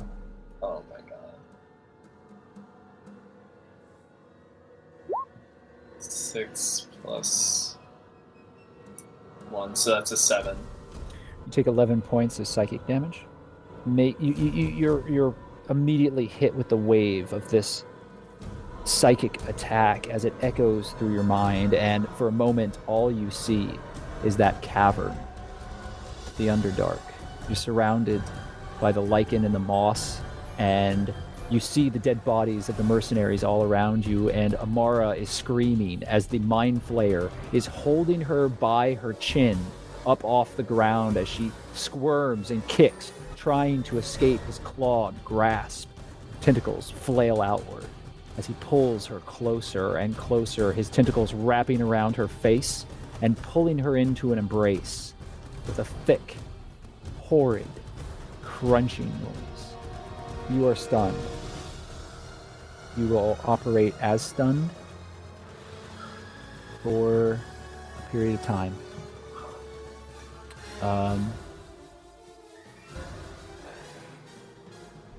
So every turn, you're going to be able to make a saving throw to see if you can end the effects. All right? All right. You're standing there, and everything else around you has disappeared, and you're seeing this scene as your sister is dying at the hands of a Mind Flayer in front of you. That is the creature's action. And the second action, there is the sound of click, click, click, click, click, click, click, click, click, click, click, click, click, click, click, click, click. As more goblins kind of push through, and you see a dwarven figure with ratty finery pushing forward with a billowing cape and a strange metal hat with all of these strange baubles hanging off of it, like a splay of eyes on his head. Wait a while. Oh, no. Oh, dude. And he holds up this device, and it's wobbling very, very strongly, pointing directly at Maglo. It's there! Maglo, make a dexterity saving throw. 16. Okay, so you step out of the way as the strange glass vial is thrown out, and it hits the floor in front of you, and webbing just kind of like throws out right in front of you. You manage to avoid it. You are currently, the person that is in front of it is Hawke, and Hawke is standing, not moving. There's the webbing, there is you, and the rest of the party. All right? After that, it is Doddle's turn. Doddle, you see your friends around you now. What would you like to do? I'm gonna lift my hands to my face and wipe away my tears because I feel a lot stronger now that my friends are here. And I'm gonna run over to June and I'm gonna grab her hands. And I'm gonna say, "Are you all right?" And then I'm gonna try and drag her away and make a medicine check. I don't know. Are there Maglo wounds I could close? Also, like, right next to June, and we'll probably try and grab her and be like, "I got her. It's fine." Okay, I'll give that interaction to you guys, no problem. Fling through his bag. Do you want to make a medicine check, Doddle, or do you want to do something else? Does that mean you're like holding an action for when you're gonna help her? No, it's just going to be my action when it comes my turn. Yeah, it's not his turn yet, so you could go first, Doddle, if you choose. Okay, I'm gonna breathe in, breathe out. I'm gonna grab my dagger and I'm gonna run at the closest goblin to me. I'm gonna jump on him. I'm gonna stab him and cast Shocking Grasp. Shocking Grasp. Goodness. Okay, go ahead and roll the strike. I will do that. Do I add anything to that? So you would add, you're attacking with a dagger, so I think you are trained in that, so it would be... The dagger was just like the flavor. closest goblin to you, wouldn't that be past Hawke, which is past webbing, and also past the flaming sphere? That's a good point. The flaming sphere is in the center. It's 5 feet, so... Okay. Yeah, so she could jump to the side, but it is jumping over the webbing. So if you I'm feeling brave. My friends are here. What could go wrong? Okay. Splendid. You jump over. Cowabunga, dude. Yeah, you jump over the webbing and you land on a goblin. quickly just make an acrobatics check for me, just to be sure. That's 17. Okay. You do manage to leap across the webbing without a problem, and you descend down upon your opponent. Go ahead and roll, and add your strength bonus if you have one onto your attack.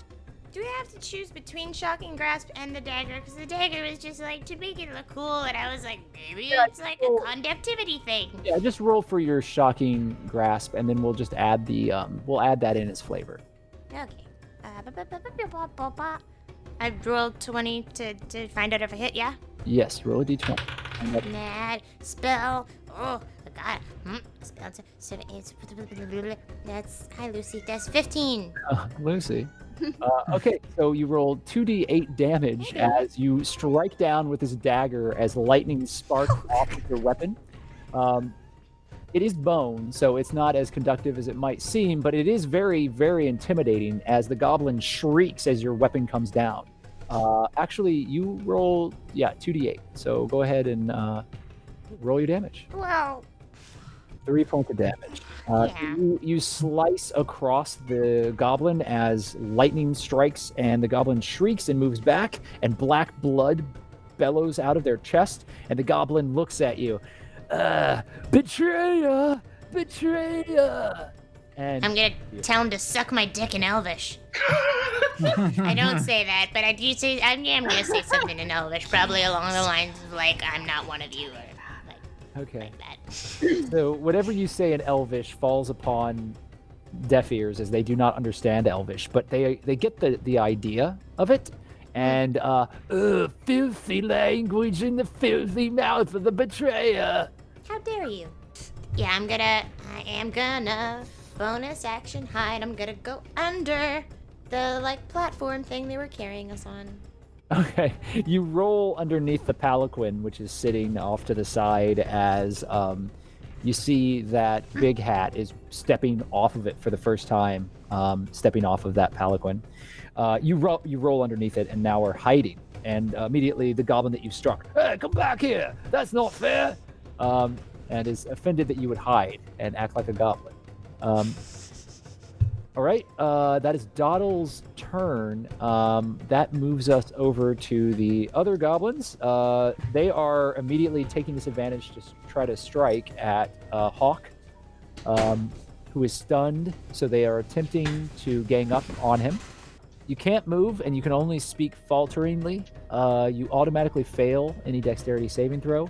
Attacks have advantage. Right. So I am going to make a number of... Oh, no. Oh, no. Yeah, that's not good, Hawke. Oh, no. They all focus on you, and they start pounding on you with either clubs or daggers. It's about half and half. One of them hits you with a club and just wails directly into your kneecap, and you hear a horrid crunching noise as the wound, you think, shatters your knee. You take 10 points of double damage to your knee. Where are you at right now, Hawke? Because I have more damage to roll. I am at 35. Okay, so you're not doing too badly. So the rest of these are regular damage. So in total, you're going to take 14 more points of damage as all of them descend on you. And the goblins just are tearing at you as you stand there. I not leave the mind flayer, and I'm just staring daggers at it. So you actually, at this point, you get to make another intelligence saving throw to try to break away from the effects. So, Hawke, let's see how you do. Not good. Oh no! 7. The creature drops your sister's corpse onto the ground, and there's a wet splat as all you see is her limp body in silhouette as the figure turns to you. Its voice echoes throughout your mind. You cannot escape us. We are everywhere. Do not run.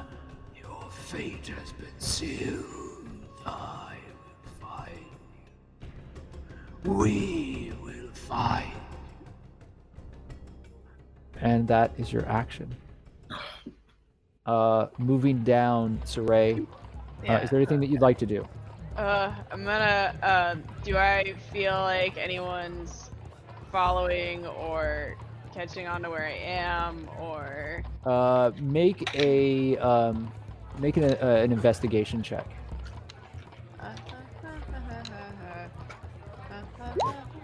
Okay. What's the total? Investigate. Ooh, 12. It's good enough for you to feel confident that you have, because of the teleportation, most likely escaped their immediate search. Okay. I'm gonna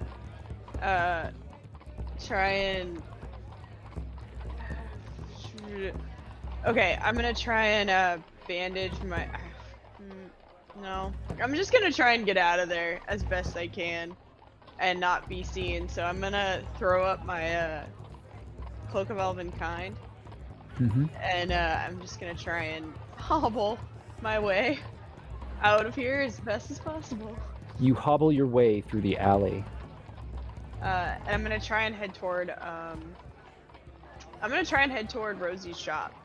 Okay, so that's not too far away. You start moving into the Court of Stars, and immediately the mercantile area is crowded, and there's a lot of people moving about. You are trailing blood. Make a stealth check to see if you're able to do this without drawing suspicion. Okay. I mean, you are bleeding pretty profusely, but you do know. Yeah, with your bonus is like +5, right? Yeah.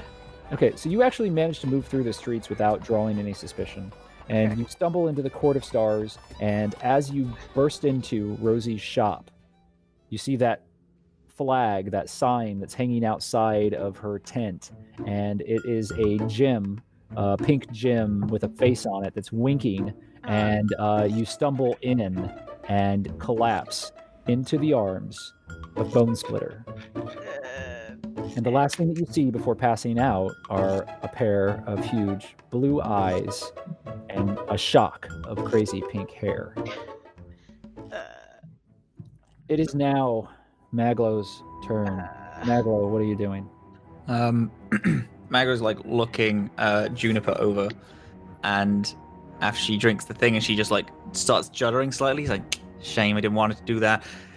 Grabs the small needle out of his bag, filled with this weird green liquid, and just shoves it into her neck. And I'm going to cast Cure Wounds at 2nd level. So it's 2d8 plus 8. Go ahead and roll the 2d8, and let's see how much she regains. That's 11. It's 19 altogether. Not bad. You immediately feel better, June, as this shot in your neck waves through your body with a strange burning sensation, and your eyes shoot open as immediately the throbbing pain in your head is extinguished, and that weird echo is gone. You immediately feel better, and you're aware of your surroundings. Do you have anything else you'd like to do, Maclo? Yeah. He's good. As soon as Juniper like looks a little bit, feel better, and Mag's gonna look behind. I imagine he can see Hawke not looking great. Hawke is just standing there. His weapon is slack, and he's just standing there limply. Can Maglo see the source? Like, can he see a mind flayer there? Down the corridor, you see a dark figure with strange tentacles waving in silhouette, and a small figure with some brass device that's kind of glowing, and it's clattering and pointing directly at you. There are goblins here too, but they are surrounding Hawke, stabbing and clubbing at him. Are they 30? Is the mind flayer 30 foot away from my flaming sphere? So no, the mind flayer and the dwarf are further back down the corridor towards the entrance of where June and Doddle came from. The goblins and Hawke are within 30 of the flaming sphere. Mags is just gonna pull or rather command the flaming sphere to ram itself into one of the goblins. Okay. Yep, which it needs to make a dex save or take damage. I imagine he's like... Fails. Yeah, go ahead and roll your damage. It has a little bomb casing, but the bomb casing is like constantly sparking the flaming sphere, and it has a little wheel that. Yeah. Okay. So as you're maneuvering this flaming sphere, the goblin turns at the last minute and doesn't even get a chance to move as this flaming sphere rams into it. That is 11. 11 points of damage. The goblin shrieks and falls backwards, horribly burnt and dying on the ground. Did not explode or anything like that. You still see a goblin on the ground, but they're very badly burnt. Shrieking in horrid pain. Cool, that's me. That's me done. All right, and that brings us to the end of the round, which I think everybody has gone now. So we're back up at the top. Juniper, what are you doing? Just to be safe, I'm gonna use my last slot here. Where is it? Yeah, your girl's gonna cast 2d8 for Cure Wounds. So Okay. Boop. Boop. And then my plus 3. All right. Right. Can I do math? Yes, 10. So again, this holy glow emanates from your hands as you restore life back to your body, and the cobwebs shudder around you as you feel refreshed and healed further. Would you like to take a move action or a bonus action? Yeah, I'm gonna. Is Doddle still on the ground with me? Doddle, are you still on there? I'm hiding. Yeah, Doddle jumped over a patch of webbing and attacked a goblin, and then rolled underneath a board that has a chair strapped to it. Right. All right. All I'm gonna do is pick myself up, and I'm just gonna get in the defensive mode. Okay, so you pick yourself up, and you're defending yourself. I think actually with a defensive stance, you're going to get maybe an advantage. You do get an advantage on an attack if it comes at you. Or if it requires a saving throw or anything like that. Go ahead and okay, no bonus action? No. Okay. That brings us over to the other figures. The strange dark figure in the corner looks to you, Maglo. There's an echo through your mind, and you feel something encroaching upon you as a dark chill runs down your spine. Make an intelligence check, please. 16. You feel this splitting headache form at the core of your mind as it feels as if your mind is being torn in two, and there are flashes of building Busby and your sister working together in that cramped workshop as you hammer the brass and put the pinions and the gears together, and then there's that spark of yellow light as the gem is placed into the center of it, and for a moment you feel as if you're going to be enveloped by this thought. But it passes, and you're still in the space. You have succeeded.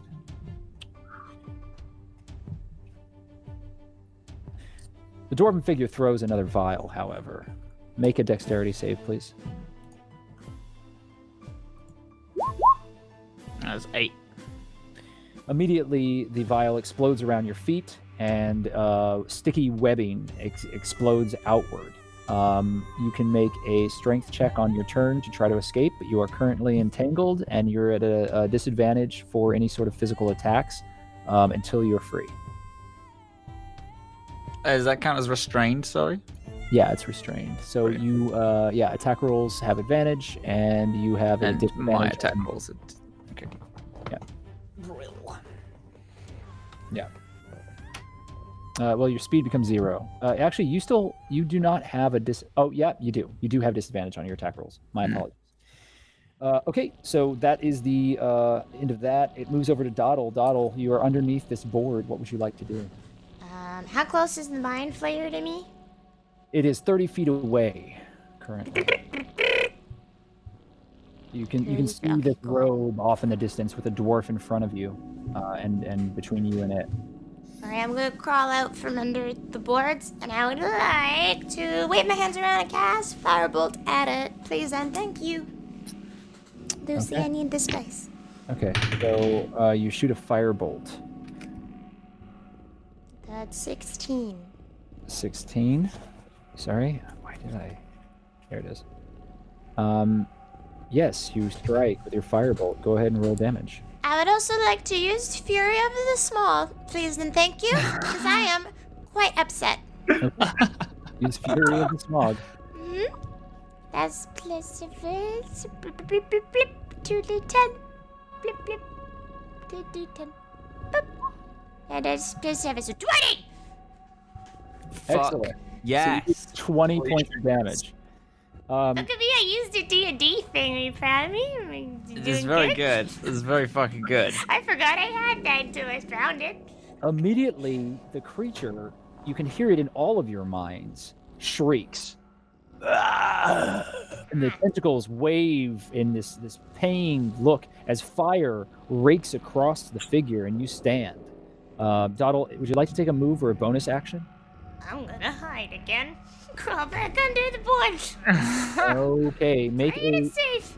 a stealth check, please. Oh no. 20 fucking damage with a cantrip. Fucking amazing. Yeah, that's 7th level wizard. Yeah. And I rolled that is 22, I believe. 16 plus 6. That's 22, right? Okay. So you hide underneath the board, and you're certain that no one can see you. I rolled a 22. Who the fuck would see me if I rolled a 22? So you're standing on the board, and immediately this bone blade shoots down the board right next to you. Make a dexterity saving throw. With a 22? This is a With very 22, sneaky Max? big hat. Oh no. What's save again? It's a Sorry. dexterity save. You're rolling out of the way as this bone dagger shoots down. 8. You get caught by the bone dagger. Oh no. 6 points of damage. Where does that put you, Donald? 18. Okay. Good thing wizards are known for having a lot of health. Yeah, so this bone blade shoots down from this stone, and you hear a voice. I is very proud of you, little sister. Come out and play. And the bone dagger pulls back out, and you feel the pain of it as it pulls out of your wound. Yes. So, with that, it moves past Dottle. Hawke, I need you to make a saving throw, please. Using my boss battle dice. Was that wasn't concentration, was it? The Mind Flayer's thing? Oh, that's Because it would have broken with the 20. Yeah. You're That's what I was absolutely going right. for. Well, I just check. 20. You got a dirty 20 anyway? I'm- Well, okay, let's do this narratively because it just seems to make sense. Yeah. So regardless, the blast, you see your sister's cold, dead eyes staring at you, Hawke, as blood issues from her face, where whatever is underneath all those tentacles has ripped into what looks like the back of her skull, and blood is issuing out in a pool in front of you. And you see the figure moving towards you in this weird, jerky, unreal motion as it teleports in quick succession closer and closer to you, its claws out, its mouth open, and then immediately there's a spark of flame and the creature catches on fire as you are drawn back into this moment. The green flame blade is limply held in your hand, and you see a burst of fire as the creature shrieks. All of your companions are around you. You hear Dottle scream somewhere behind you. What do you do? I let out a really, really loud, ungodly scream and drop my necrotic shroud. Would you like to explain to everybody at home what a necrotic shroud is and how it operates? Because it's pretty twisted. So, what little light in the room that's still there kind of dims as my skin, which was until recently sparkly and pink. Oh, by the way, there's that for anybody who hasn't seen Hawke in a moment. Yeah. Now grows to a ghostly pale, and my eyes turn into turn to jet black pools of darkness, and with the sound of cracking bone, skeletal shadow wings erupt from my back as I take the cursed form of a fallen Casimir. I'm sorry, Mike. Could you remind me? Has Doddle seen this before? When other time have you done this? I've done this once when we were in the water saving Greta, but I'm not sure if you guys were able to see that or not. I don't think we were. I don't think we saw it. Okay. For my bonus action, because that's my main action, but for my bonus action, I would like to use my Hexblade's Curse on the Mind Flayer. All right. Which gives me, let's see here real quick. Some sort of sick, horrid damage. Yeah, it gives me, once per short rest as a bonus action, one creature I can see within 30 feet to curse it for 1 minute, and I gain a +3 to damage rolls and score a critical hit on 19 or 20. Okay. The only thing, like your necrotic shroud is activated. Yeah. It only automatically works on creatures within 10 feet of you. Yeah. You're going to have to close the distance if you wish to do that with the Mind Flayer. Okay. For the fear that it uses, or yes, just the fear. Yeah. But the goblins. All the damage and the goblins I'm going to roll here, and I do not hold out a lot of hope for them. Big Hat is a little tougher than most, but actually 2 of them are okay. And I think it's anything, so including allies have to make a... All right. Doddle, you're within that range, so go ahead and make that check for me, please. The DC 15 or be frightened. Lucy's sitting on my dice. Oh, come on, Lucy. Come on. Lucy. Lucy. Lucy. Lucy. Is it, Constitution? No. It is Charisma. Oh. Well, 6. You were frightened. So currently, as a frightened individual, you have disadvantage on ability checks and attack rolls while the source of fear is within line of sight. You can't willingly move closer to the source of your fear. Now, is that on anything against me, or is it against all in general? No, it's just the source. Well, no, disadvantage on ability checks and attack rolls just while you're within line of sight. So everything that failed is going to be frightened of you while you are within their line of sight. Oh, yeah. Okay. So, yes, and so what happens with that is half of the goblins are immediately running away from you.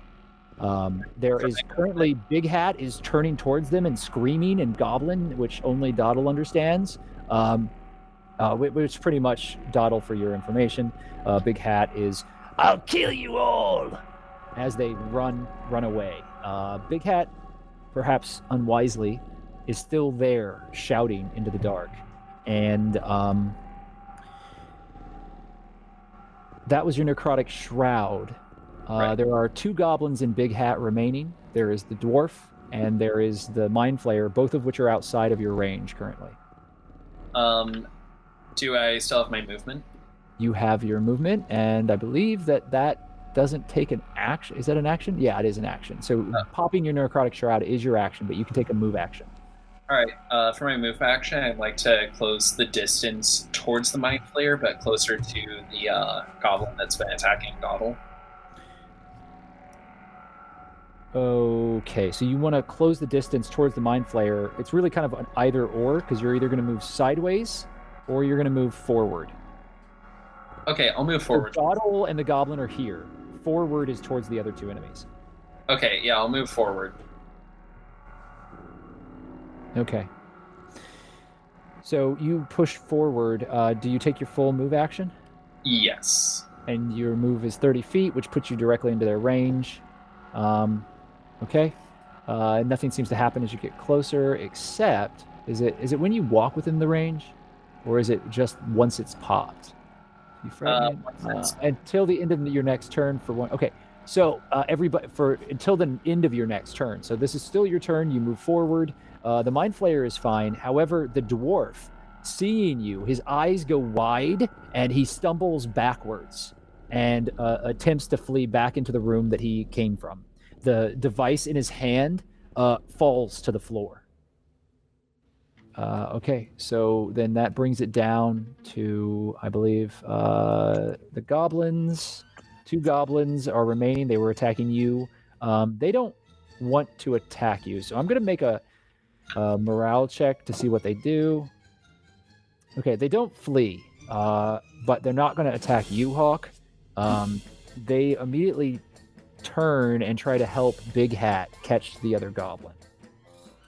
So they're going to try to find you. They do. Oh no, you rolled out. So they both strike then, and they both miss. So there's a club and a dagger dottle that kind of like swing at you. A blade slashes in front of you as 2 goblins push themselves into your range, while Big Hat is standing on this makeshift palanquin board, shouting at the other goblins as they run away. That then brings it down to you, Matt. So what is it that Maglo would like to do?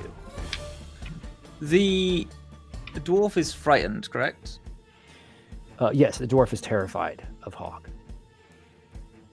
Does that mean that I get advantage on attacks against him? It does.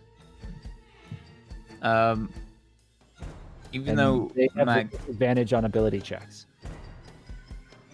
Oh, neat. Okay. Even though Mags is restrained, there's bigger fish to fry at the minute, and he's gonna take out his rifle, chuck out a little vial from his bag and put it in, and he's gonna fire it at the dwarf, and I'm gonna cast Ray of Sickness at 2nd level on the dwarf. Me being restrained means that I get disadvantage, but him being frightened means I get advantage, so it's just a straight roll. It's a straight roll. Yeah, they negate each other. So go ahead and make that roll. See how you do. As you take aim with your weapon, and that is a 19. Okay, so you definitely beat his AC, and there's a sharp crack throughout the space, and dust falls from the ceiling from the report of the rifle as the entire cavern shakes from the shot that you've just issued from your gun. And immediately this dart of magical scientific alchemical energy shoots out from your weapon and finds its home in the chest of the strange dwarf, who was toppling backwards away from Hawke anyway, and now is plummeted backwards from the strike. And in fact, fails, tripping over a rock, falling to the ground. You can go ahead and roll your damage. He also... Okay, yeah, sure, I'll do this for now. It's 3d8. That's 18 plus 4, which is 22. He needs to make a con save or be poisoned. So he shouts and struggles and is bleeding on the ground, but you don't know whether or not he is poisoned. You just know that he has taken an immense amount of damage. How much was it total? It was 22. He also has disadvantage on ability checks, and that would be an ability check. Yeah, so he is on the ground. You don't know whether or not he's been poisoned, as I said, but he is on the ground. He's struggling. His metal hat has fallen off, and you see this wild hair now. It's sticking up as he starts to clamber backwards. And then Mags is gonna move his flaming sphere just to hit another goblin. Actually, could I use the flaming sphere to carve through the webs that Mags is in? You could you could burn them away. I mean, yes, you could do that. If you're not going to ram it into yourself, you're just going to run it into the square that you're standing in. Just run it around. So if you want to it'll take 2 rounds. If you want to do it just in 1 round, you could take the damage, suck it up, and you could free yourself right away. Yep, I'll suck it up. I'll take the damage. Okay. So you pull the flaming spear back into the space that you're standing. Go ahead and roll damage against yourself. That's 7 plus 4, which is 11. But I have 10 temporary hit points thanks to Hawke's thing. So I technically only take 1 point of damage. Okay, so where are you at right now? 51. Okay, so you're actually doing fine. So yeah, these flames kind of wash across you, and the web burns away, and you're now free from that and any sort of restraint that it was placing upon you. Is there any cover? Because Mag's going to either try to hide behind a table and then reload, or some kind of third-person shooter-esque, waist-high. There is only a chair in this space, and it is on a board, and Dottle is fighting a clutch of goblins around it.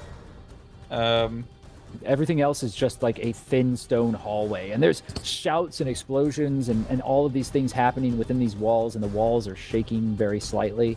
You know you're making a great deal of noise as all of this is happening.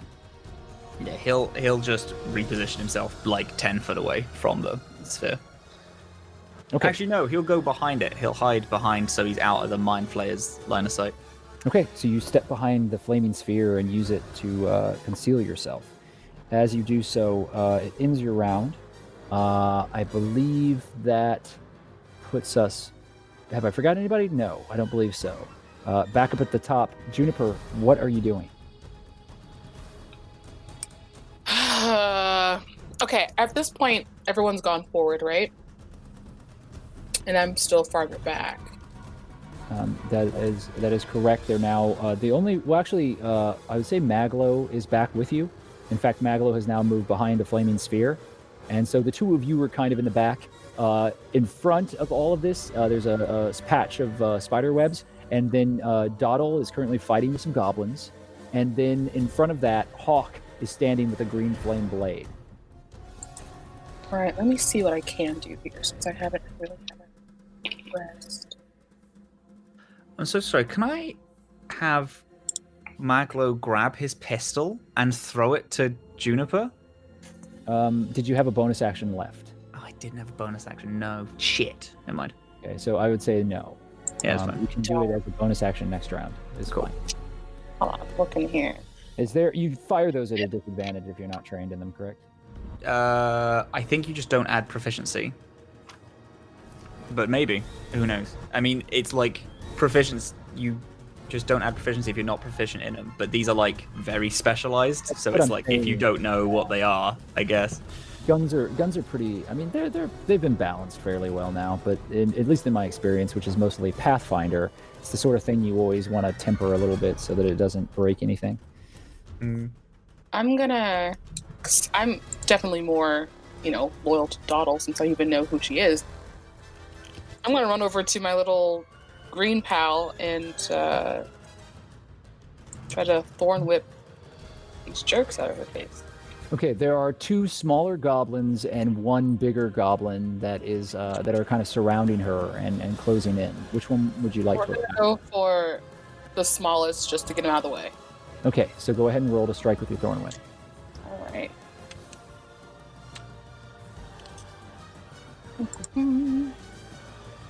13. Okay. You're gonna strike. Go ahead and roll your damage. Alrighty.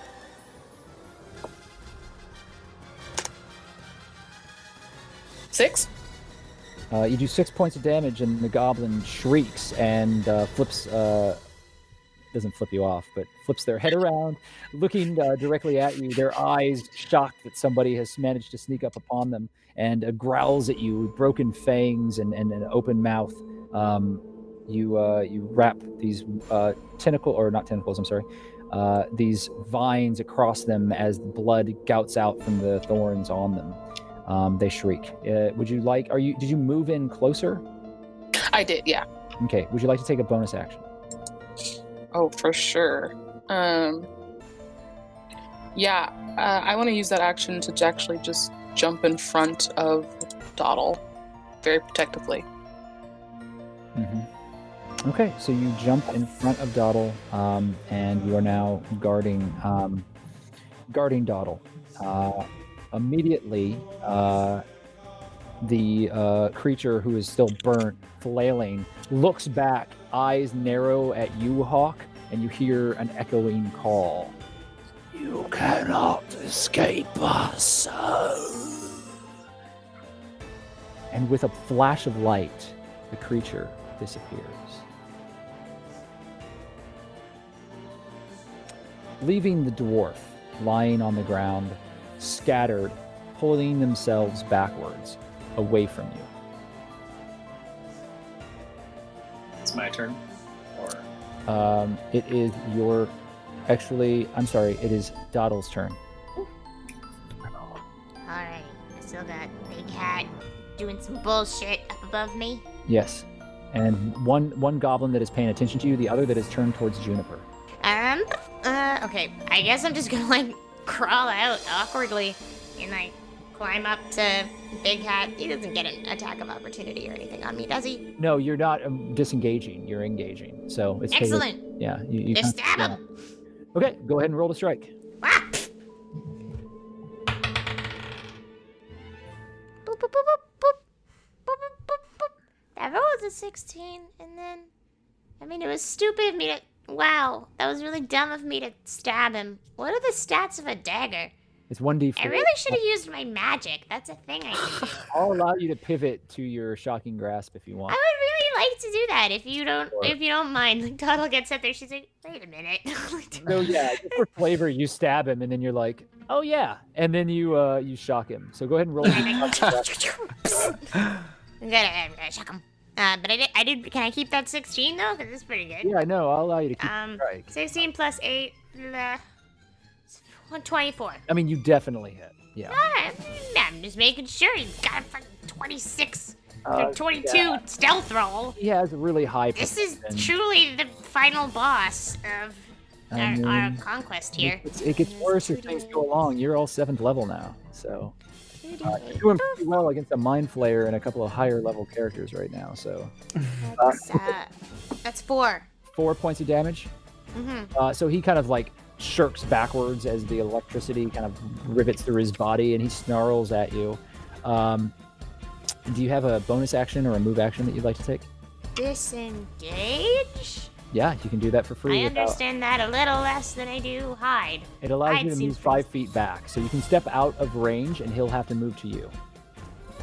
I mean, sure, fuck it, yeah. Like, take a few steps back. Okay, so you move out of the way, and so like at this point, if you had a move action left, you could run away. No, my friends are here. Like, we're good. We Gucci, fam. Like, there's no reason for me to run anymore. I'm just pointing out that that is why the disengage allows you to get out of an attack of opportunity, more or less. Okay, so with that, let's see. He moved back. There are 2 goblins left. There is Big Hat. There's the dwarf on the ground. It is currently Hawke's turn. Hawke, what are you doing? I look where the mind flayer used to be, then I stare the dwarf directly in the eyes, and I just look at him for a second. Not good. He's terrified. You'll do. Okay. Go ahead and roll the strike. 8, so that's 26 to hit. Yeah, you hit the prone, stupid dwarf. This frightened, disadvantaged dwarf. You definitely. So damage is going to be a bit of a clusterfuck right now. Do you want me to come back to you after you add it up? What's that? Do you want me to come back to you after you add it up? Here, it's just 2d6, so that's 8 plus the 5 for my source, that's 13, plus 7 from my necrotic shroud, so that is 20. It's not bad. Okay, strangely, as you strike, there's a glimmer of strange magic that seems to dispel around this dwarf as your sword cracks something unseen, and immediately it pushes through, and there's actual blood on the and burnt, charred cloth now on the very fine but poorly kept cape of this dwarf as it kind of like shuffles on the ground. And in shock looks down and then looks at you, even more frightened than it was before. Still there, though. Okay. Would you like to take a bonus action or a move action? No bonus action, but for flavor, I want to put Hawke's boot on his chest. with the sword pointed at him. Okay, so you're gonna step on the dwarf and then point the sword down. Okay, so you do so. Let's make that an athletics versus an acrobatics check to see if it occurs. And if so, you will have held the dwarf in place. That is a natural 1. I am not shitting you. Well, dwarf, and it has a disadvantage, so I was going to roll again, but it doesn't matter. The dwarf is so terrified by you that it just happens. Okay, you have the dwarf fully, absolutely held down. It is not moving. You think it's urinated itself. And it is just like, terrified and shaking as you look down at it. I just glare at it and I whisper, "Call them off." Stop it. Yeah, don't do anything that I say. Don't do it. Just let them go. Let them go. The goblin Big Hat looks at this and snarls, "Coward," and swings at Dawdle. And misses Dawdle. He then looks about and has stepped forward to try to re-engage with Dawdle because Dawdle did step back. So he spent his move action moving forward and is now standing in front of Dawdle again, but missed horribly. The other goblin is going to attack June, following Big Hat's lead, and does strike for 4 points of damage. Okay. As the goblin strikes out at you, Juniper, and hits. The second goblin rushes forward and tries to finish what Big Hat couldn't do and strikes at Dawdle and misses. So, these goblins are surrounding. They're swinging at you, Dawdle. You keep ducking and covering, and you're able to duck away from the blade just as it occurs. That's the end of the round. We're going to go back up to the very top. I didn't skip you, did I, Maglo? Yeah, just now? Yeah, no. So yeah. It's your turn last. So go, Maglo. What would you like to do? Okay, so there's a series of goblins. There's How many goblins left? Just two goblins. There's Big Hat and the other goblin. And at the end of the round, they're going to be making a serious morale check.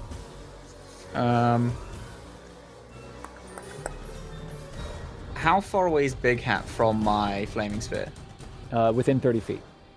Okay. Yeah. Gonna just rocket it toward him. Okay, so that's a dexterity save? Yeah. He does not get out of the way. He's so focused on Dawdle cursing and in Goblin. "I'll cut your gizzards out and wear them as a hat. You'll see why they call me." And then turns as his flaming spear comes in. 12 damage to him. And immediately bowls across Big Hat as he is burnt horribly and knocked to the ground. Big Hat is screaming on the ground in front of you, Dawdle. For flavor, can I lean over and say, "I'm sorry, what was that?" Absolutely, you may. And then... Oh, fuck it. Gonna chuck a tiny little catapult that gathers up some rocks and then poof, and flings the rock toward the other goblin. Can I make a dexterity check? Yeah, I can try. No, these goblins. Okay, no. Yeah, the goblin gets hit. So you have throw these rocks directly on this. How big are the rocks? These are just little rocks, right? It's 16 damage, but yes, is just like jump down and chuck them at him. There's a smear of black blood as the rocks just bowl over the figure, and Big Hat is now the last one on the ground. And No, mercy. Little sister, remember how kind I was in freeing you.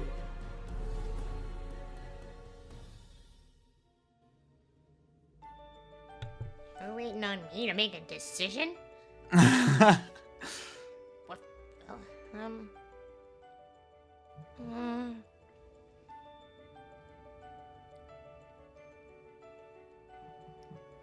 You are really a terrible, horrible person. Thanks. But I don't... No, I'm not finished. I don't want to see any more killing, so... Yeah, can we just put a sword to him like we are with the other guy? Cause I'm really done. I'm ready for this to be over, and if it can be over right now, I'd like for that to happen. You are the closest to them, Juniper. You want a sword, Dottle? Is that what you want? No.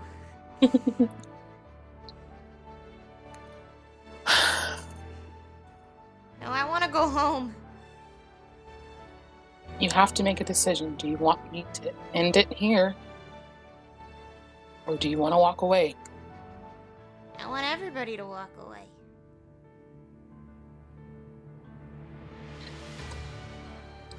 I realize that's probably not the most logical decision in this case.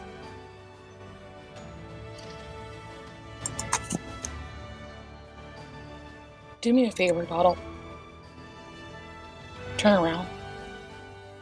Okay. I'm gonna turn around.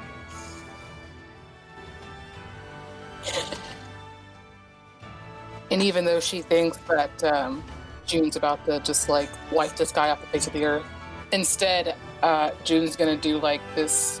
I hope it hits this pretty cool like backward spin with her leg and like clock the guy and to knock him out. Nah, you've earned this. I'm giving it to you.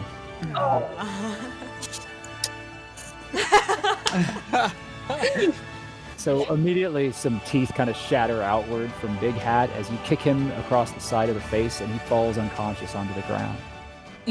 That's that sweet stuff. Maglo, what are you doing? Maglo gets out a small vial of this blue sand and then chucks it at the flaming sphere, and it like disappears into nothing. And then walks over to Hawke the dwarf and the little navigator thing and picks it up to like look at it. As you approach Hawke, there is a black energy that is issuing from him, and you step into a pool of coldness.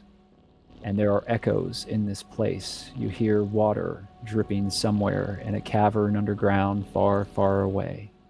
And you hear screams.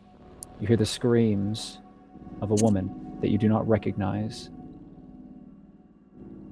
And you hear a voice. Maglo? Maglo. Help me. What's happening? Do I recognize the voice? You do. It's your sister. Willow? Max, where am I? It's cold. I don't know. Where are you? What? And it echoes further and further away. And these wings are in front of you, and they're black, and these horrid, ragged, skeletal, undead things. It's all that you see for a moment as black feathers surround you. And in that darkness, you see a strange, ragged palace on a cliff with ravens flying overhead. And that's where we're going to end it tonight.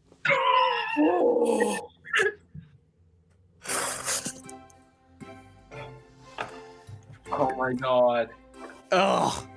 So, like, next episode, let's go to a bar and just, like, hang out, maybe? We were so close to a soft, nice episode last time because we just hung out and ate tacos. Yes. It was pretty good, our taco party. It was cute and soft. It was nice. Like, oh, hey, what are you drinking? Oh, I don't know. I'll have whatever you have. Oh, okay, let's get some wine. Oh, that was very good. That was very well done. Good job, everybody. Yeah, good job, everyone. I honestly was, I knew that your resources were down, and I was really fairly concerned, but you kind of wiped this threat, and that was impressive. So, well, good use of your strategy, good use of your character sheets. Well done. We have a mind flayer. Mind flayer. Shit. Oh my god, I was just so aware. I was I'm like glad I flicking. wasn't there. So I know, right? In my last campaign, they were like, "Oh, mind flayers. Oh, and there's the entire hive." And I was like, another one?